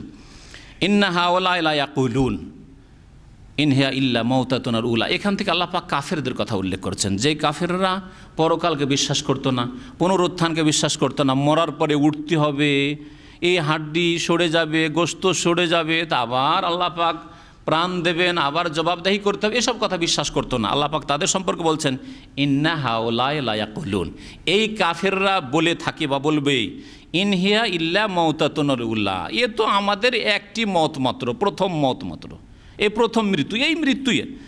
ওয়ামা নাহনু বিমুনশারিন, আর আমাদেরকে পুনরুত্থান করা হবে না, আমরা পুনরুত্থিত হব না, আমাদেরকে উঠানো হবে না। এবং তারা তার দলিল প্রমাণ হিসাবে বলতো, ফাতু বে আবায়না ইন কুনতুম সাদিকিন, হে মুহাম্মদ সাল্লাল্লাহু আলাইহি সাল্লাম, হে নবী, যদি আপনি বলেন যে আমাদেরকে একদিন উঠতে হবে, তো আমাদের পূর্বর যারা হাজার হাজার বছর আগে, 200-500 বছর আগে মারা গেছে, তারা উঠে আসুক। তাহলে একদল উঠে আসলে বিশ্বাস করে যে ওরা গিয়েছিল, উঠে এসছে, সুতরাং আমাদেরকেও কয়েকশো বছর পর আবার উঠে আসতে হবে, এই ধরনের কথা বলতো। ফাতুবি আবায়ান, আমাদের পূর্বপুরুষদেরকে নিয়ে এসে দেখাও, ইন কুনতুম সাদিকিন, তোমরা যদি তোমাদের কথায় সত্যবাদী হও যে আল্লাহর সামনে জবাবদেহি করতে হবে, উঠতে হবে, এইসব কথায়, এই বলে তারা পরকালকে অস্বীকার করত। আল্লাহ বলছেন মক্কার কুরাইশদের সম্পর্কে, কাফেরদের সম্পর্কে, আহম খায়রুন আম কওম তুব্বা, এই মক্কার লোকেরা বেশি শ্রেষ্ঠ, বেশি শক্তিশালী না তুব্বা জাতি যারা বসবাস করত ইয়ামানের সাবা এলাকায়? সাবা এলাকায় তাদের বড় শক্তিশালী রাজত্ব ছিল এবং তারা বড় শক্তিশালী জাতি ছিল। তাদের সম্পর্কে আল্লাহ বলছেন যে তাদেরকে আমি ধ্বংস করেছি, আর তোমরা কি তাদের চাইতে শ্রেষ্ঠ, না তাদের চাইতে শক্তিশালী, না তাদের চাইতে মান সম্মানের অধিকারী? সুতরাং তোমরা এইরকম কুফরি করলে, পাপ করলে, নবীর বিরুদ্ধাচরণ করলে তোমাদেরকে ধ্বংস করব না, তোমাদেরও পরিণাম ওইরকমই হবে যেমন তুব্বা জাতির হয়েছে। আহম খাইরুন, এরা কি শ্রেষ্ঠ এই মক্কার কাফের, আম কওম তুব্বা, নাকি তুব্বা জাতি শ্রেষ্ঠ? ওয়াল্লাযিনা মিন ক্বাবলিহিম, এবং তুব্বা জাতির পূর্বে যেসব জাতি ছিল, নূহের জাতি, নূহ আলাইহিস সালামের জাতি, হ্যাঁ, মূসা আলাইহিস সালামের জাতি, ইব্রাহিম আলাইহিস সালামের জাতি, লূত আলাইহিস সালামের জাতি, এরকম বহু জাতি যাদের পাপের জন্য আদ সম্প্রদায়, সামুদ সম্প্রদায়, সব জাতিকে আল্লাহ ধ্বংস করেছেন। ওয়াল্লাযিনা মিন ক্বাবলিহিম আহলাকনাহুম, তাদেরকে আমি ধ্বংস করেছিলাম। ইন্নাহুম কানু মুজরিমিন, কারণ তারা অপরাধী জাতি ছিল। ওমা খালাকনাস সামাওয়াতি ওয়াল আরদা ওমা বাইনাহুমা লাইবিন, আল্লাহ বলছেন আসমান এবং জমিনগুলিকে আমি, এবং ওমা বাইনাহুমা, যা কিছু তার মাঝে রয়েছে, এগুলিকে আমি খেলতে খেলতে সৃষ্টি করিনি। লাইবিন, যে আমি খেলাধুলা করছিলাম, একটা কিছু তৈরি করে দিই। আমরা খেলাধুলা করতে করতে আমরা অনেক কিছু করি, এটা জড়াই, এটা জড়াই, ওটা জড়াই করতে করতে একটা ফুলমালা করে দিলাম, তাই না, খেলাধুলায়। তা আল্লাহ কি ওই রকমই করেছেন যে এটা সেটা করতে করতে, খেলাধুলা করতে করতে আসমান হয়ে গেল, জমিন হয়ে গেল, এই জন্য করেছেন? না, খেলতে খেলতে এগুলি তৈরি হয়নি, আর খেলাধুলার উদ্দেশ্যে তৈরি হয়নি। বিশেষ উদ্দেশ্যে আসমান জমিন আল্লাহ সৃষ্টি করেছেন, এবং আসমান জমিনের মাঝে আল্লাহ মানুষকে সৃষ্টি করে, জিনকে সৃষ্টি করেছেন, যে এই জমিনে আল্লাহ পাকের ইবাদত বন্দি করবে মানুষ এবং জিন। আল্লাহ বলছেন মা খালাকনাহুমা ইল্লা বিল হক, আসমান জমিনকে আমি সৃষ্টি করিনি, একমাত্র সৃষ্টি করেছি ইল্লা বিল হক, হ্যাঁ, বিশেষ উদ্দেশ্যে বা যথাযথভাবে, বিল হককে, ভালো উদ্দেশ্যে সৃষ্টি করে, সেটা হচ্ছে আল্লাহ পাকের ইবাদতবন্দি করবে, এই জমিন আবাদ করি। ওয়ালাকিন্না আকসারাহুম লা ইয়ালামুন, কিন্তু অধিকাংশ লোকেরা তা জানে না বা বোঝার চেষ্টা করে না। আল্লাহ পাক রব্বুনা বলছেন ইন্না ইয়াউমাল ফাসলি মিকাতুহুম আজমাইন, নিশ্চয়ই বিচার দিবস, ইয়াউমাল ফাসল, যেদিন ফয়সালা হবে, বিচার দিবস, মিকাতুহুম আজমাইন, তাদের সকলের নির্ধারিত সময়, কিয়ামতের দিনে সকলকে সময় দেওয়া হয়েছে, সেই দিন সবাইকে হাজির হইতে হবে।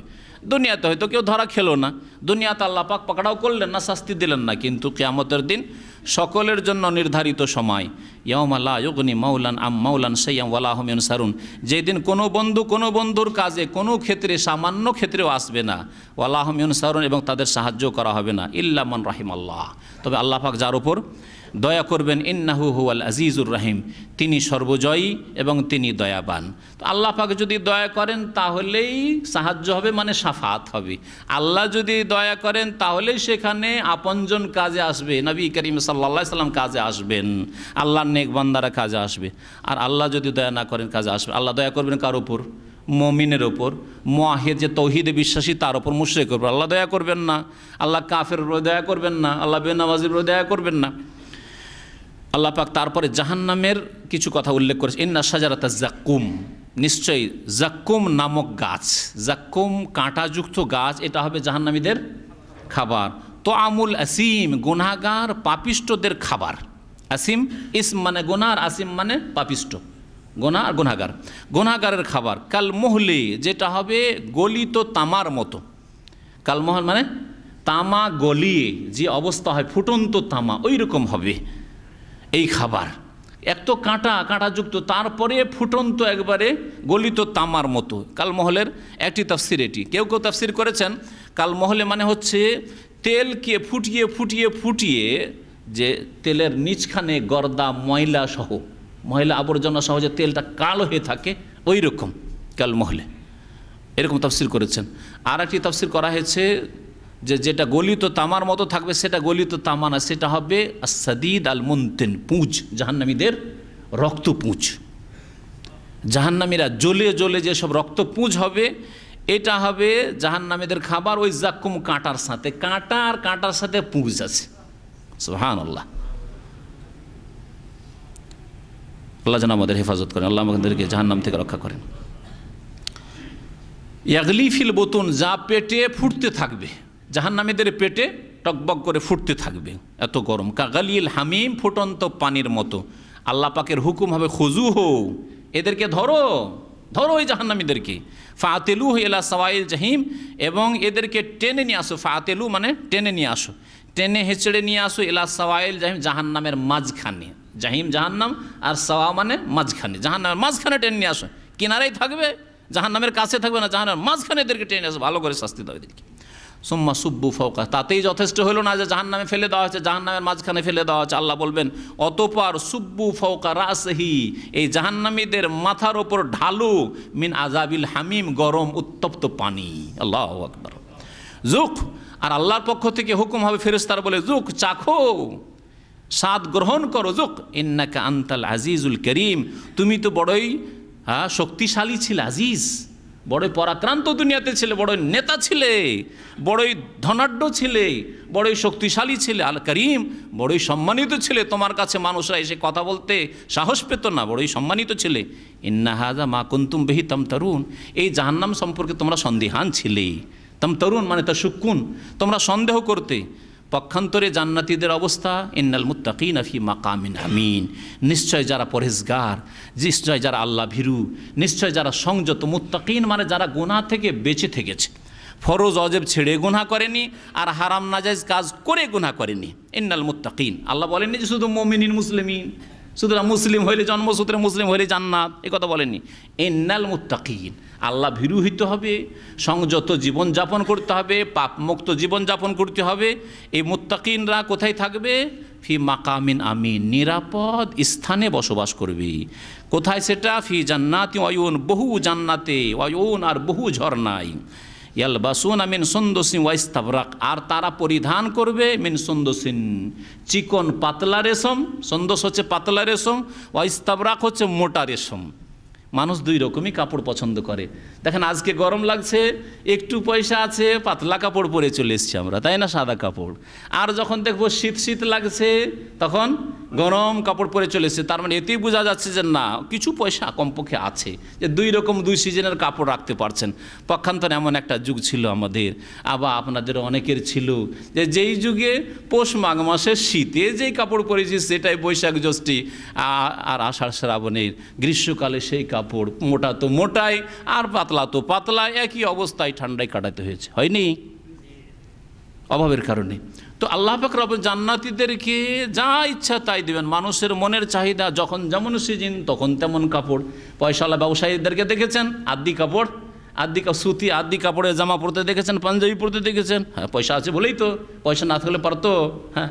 তো আল্লাহ পাক রব্বুল আলামিন বলছেন যে তারা পরবে পাতলা রেশম, ইস্তাবরাক আর মোটা রেশম, আর মুতাকাবিলিন আর সামনাসামনি হয়ে বসবে। সম্মানজনক বসা হচ্ছে সামনাসামনি বসা, তাই না?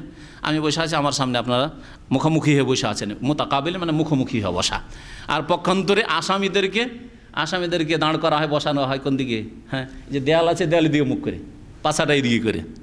আসামিদেরকে, জাহান্নামীদেরকে ওইরকমভাবে শাস্তি দেওয়া হবে। আল্লাহু আকবার।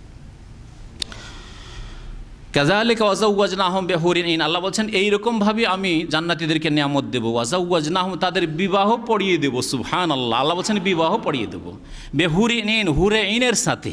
বেহুর, হুর হাওরার বহু বচন মানে সুন্দরী, সুন্দরী রমণীর সাথে। আর ইন আয়নার বহু বচন মানে ডাগর ডাগর চোখওয়ালি রমণীদের সাথে। সুবহানাল্লাহ। তাদের চোখ হবে খুব বড় বড়, সুতরাং চোখ বড় হলে দেখতে সুন্দর লাগে মেয়েদেরকে।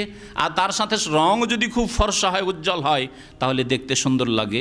হুরে ইনদের এই গুণ।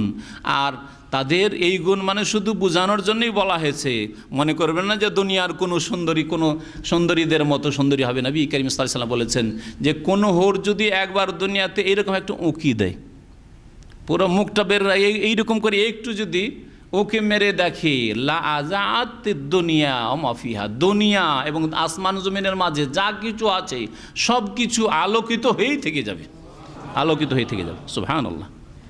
নবী করিম সাল্লাল্লাহু আলাইহি ওয়াসাল্লাম বলেছেন যে হুরেইনদের মাথার যে খেমার, ওড়নাটা, এই ওড়না, ওয়ালা নাসিফুহা খায়রুম মিনাদ দুনিয়া মাফিয়া, দুনিয়াতে যত সম্পদ আছে, মাটির তলায় খনিজ সম্পদ আছে, যত সোনা দানা মণিমুক্তা আছে, দুনিয়ার সমস্ত মানুষের বাড়িতে যত সম্পদ আছে, সমস্ত কিছুর চাইতে শ্রেষ্ঠ, মূল্যবান, ভালো হচ্ছে ওই জান্নাতের একজন হুরের মাথার ওড়নাটা। সুবহানাল্লাহ। আল্লাহ পাক তা দেবেন মুত্তাকি পরহেজগারদেরকে। আল্লাহ পাক আমাদের সকলকে যেন জান্নাতুল ফিরদাউস দান করেন। আল্লাহ আমাদের জুমার দিনের এই দোয়া আল্লাহ পাক যেন কবুল করেন। আল্লাহ পাক বলছেন ইয়াদউনা ফিহা বিকুল্লি ফাকিহাতিন আমিনিন, সেখানে তারা ডাকবে। ইয়াদউনা ফিহা, ডাকবে, ফিহা জান্নাতে, বিকুল্লি ফাকিহাতিন, প্রত্যেক রকমের নানান রকমের ফলমূল নিয়ে, আমিন, নিরাপদ অবস্থায়, কোনো ভয় ভীতি নেই। এক তো নিরাপদ, কারণ ভয় থাকলে তো পেটে আবার দানা ঢুকে না, তাই না? ভালো ভালো খাবার যদি সামনে রাখা থাকে আর ভয় থাকে, দানা ঢুকবে? হ্যাঁ, কখনো পেটে খাবার ঢুকবে না। তো নিরাপদ থাকবে, আর সেখানে নানান রকমের ফল, যা ইচ্ছা হবে তাই নিয়ে ডাকবে। যেতে হবে না যে উঠে যেতে হবে, সেলফ সার্ভিস। আজকালকার বড় বড় পার্টিতে কি হচ্ছে, সেলফ সার্ভিস, নিজে উঠিয়ে খাও তো খাও, না হলে 5 স্টার হোটেলেও গিয়ে খান, সেখানে নিজে উঠিয়ে খেতে হবে। আমরা ওই পিস টিভিতে গিয়েছিলাম হোটেলে, তো আমাদেরকে নিজে উঠিয়ে খেতে হবে। তো রাখা আছে, যেটা ইচ্ছা আপনি খান, উঠিয়ে দেবেন না। না, জান্নাতে শুধু ইচ্ছা করতে হবে, ইচ্ছা করতে হবে, ইচ্ছা করলেই খাবার চলে আসবে। আল্লাহ বলছেন ইয়াদউনা ফিহা, সেখানে তলব করবে, বলবে এটা লাগবে এটা লাগবে, ইচ্ছা করলেই চলে আসবে সেটা। সুবহানাল্লাহ। কুতুফুহা দানিয়া, আল্লাহ বলেছেন যে জান্নাতের গাছের ফলগুলি তাদের নিকটে এমনিতেই মন হইলেই চলে আসবে। পাড়তে হবে, ওইটা লাগতো। অনেক সময় দেখা গাছ পাকা আম, কত মজা, আমরা খেয়েছি গাছ পাকা আম, কিন্তু আমটা পাড়তে পারছি না। হ্যাঁ, নিরাশ হয়ে থেকে গেলাম, অনেক ঢেল মারলাম, কিন্তু আম পড়লো না, তাই না? এটা হবে না, পাড়তে হবে না, কষ্ট করতে হবে না। কুতুফা দানিয়ে, কাছিয়ে চলে আসবে আপনার মুখের কাছে। আল্লাহু আকবার। আল্লাহ পাক ইরশাদ করেছেন লা ইয়াযুকুনা ফিহাল মাউতা ইল্লাল মাউতাতুল উলা। আর একটা দুশ্চিন্তা, কোনোদিন যদি মরে যায়, এটা চিন্তা, তাই না? এখনও দুশ্চিন্তা লাগে যে এত সুন্দর বাড়ি করলাম, এত সুন্দর একটা নতুন গাড়ি করলাম, হঠাৎ করে যদি মরে যায় তো গাড়িটা কে ব্যবহার করবে রে? লাগে না মাঝে মাঝে দুশ্চিন্তা? জান্নাতে এত সুন্দর নিয়ামত পাওয়ার পরে এই যদি দুশ্চিন্তা থেকে যেত, কি জানি কখন যদি মরে যায় তো সব গেল, এইটা হবে না। আল্লাহ বলছেন লা ইয়াযুকুনা ফিহাল মাউতা, এই জান্নাতে কোনো মতের আসাদন গ্রহণ করবে না, ইল্লাল মাউতাতুল উলা, ওই যে প্রথম মত হয়েছে, ওই দুনিয়া থেকে যে মত হয়েছে, মৃত্যু হয়েছে, ব্যাস, আর কোনো মত হবে না। ওয়াকাহুম আযাবাল জাহিম, আল্লাহ পাক তাদেরকে রক্ষা করবেন, বাঁচাবেন জাহান্নামের আযাব থেকে জান্নাতীদেরকে, মুত্তাকিনদেরকে। ফাযলাম মির রাব্বিকা, এটা তাদের আমলের বিনিময় নয়, বরং বলছে তোমার রবের পক্ষ থেকে এটা অনুগ্রহ স্বরূপ। আল্লাহর যদি অনুগ্রহ না হইতো তোমার আমল দিয়ে তুমি আল্লাহর হক আদায় করতে পারতে না আর জান্নাত পেতে না। ফাজলাম মির রব্বিক যালিকা হুয়াল ফাউজুল আজিম। আর এটি হচ্ছে সবচেয়ে বড় সফলতা, কামিয়াবি। আল্লাহ পাক তারপরে কোরআনে কারীমের কথা দিয়ে এই সূরা শেষ করেছেন, ফাইন্নামা ইয়াসসারনাহু বিলিসানিক, হে নবী এই কোরআনকে আমি সহজ করেছি তোমার ভাষায়, তোমার মাতৃভাষায়, আরবি ভাষায়। আর আরবদের মাঝে এই কোরআন নাযিল হয়েছে যাতে করে সরাসরি তারা সহজে বুঝতে পারে। এই আরবি ভাষা নিয়ে কোরআন নিয়ে নবী করিম সাল্লাল্লাহু আলাইহি ওয়াসাল্লাম যদি ভারতে নেমে যেতেন তাহলে মুশকিল হয়ে যেত, অথবা ভারতের ভাষা সংস্কৃত ভাষা নিয়ে এসে যদি আরবে নবী সাল্লাল্লাহু আলাইহি ওয়াসাল্লাম যদি কোরআন নিয়ে নামতেন তাও মুশকিল হয়ে যেত, ঈমান কেউ নিয়ে আসতে চাইতো না, তাই না? বুঝতে বড় কষ্ট হতো। আল্লাহ বলছে ফাইন্নামা ইয়াসসারনাহু বিলিসানিক, হে নবী এই কোরআনে কারীমকে আমি সহজ করে দিয়েছি তোমার ভাষায়, লাআল্লাহুম ইয়াতাযাক্কারুন, যাতে করে তারা উপদেশ নিতে পারি। ফারতাকিব, সুতরাং তুমি অপেক্ষা করো, ইন্নাহুম মুরতাকিবুন, তারাও অপেক্ষা করো। তুমি অপেক্ষা করো তাদের কুপরিণামের, যে তারা মানবে না তাদের কি পরিণাম হচ্ছে দেখো, বদর ওহদের মাধ্যমে আর খন্দকের মাধ্যমে আর মক্কা বিজয়ের মাধ্যমে আর বিদায় হজের মাধ্যমে যে কাফেররা বিতাড়িত হবে, নিশ্চিহ্ন হয়ে যাবে মক্কা থেকে, মক্কার আশপাশ থেকে, আরব জগৎ থেকে। এই দেখো তুমি এর ইন্তজারে অপেক্ষায় তুমি থাকো। আর তারাও অপেক্ষা করছে না মোহাম্মদকে শেষ করব আর মোহাম্মদের সাথীদেরকে শেষ করব সাল্লাল্লাহু আলাইহি ওয়াসাল্লাম, তারাও অপেক্ষায় থাকো। আল্লাহ বলছেন ফারতাকিব, হে নবী তুমি অপেক্ষা করো তাদের পরিণাম দেখার জন্য, ইন্নাহুম মুরতাকিবুন, তারাও অপেক্ষায় রয়েছে। আল্লাহ পাক রব্বুল আলামিন যেন কোরআন বোঝার তৌফিক দান করেন, কোরআনের প্রতি আমল করার তৌফিক দান করেন। কোরআন দিয়ে আমাদেরকে আল্লাহ পাক দুনিয়াতে সম্মানিত করেন, আখিরাতে আল্লাহ সম্মানিত করেন। আল্লাহ আমাদেরকে সকলকে জান্নাতুল ফিরদৌস যেন দান করেন। সুবহান রাব্বিকা রাব্বিল ইজ্জাতি আম্মা ইয়াসিফুন ওয়া সালামুন আলাল মুরসালিন ওয়ালহামদুলিল্লাহি রাব্বিল আলামিন।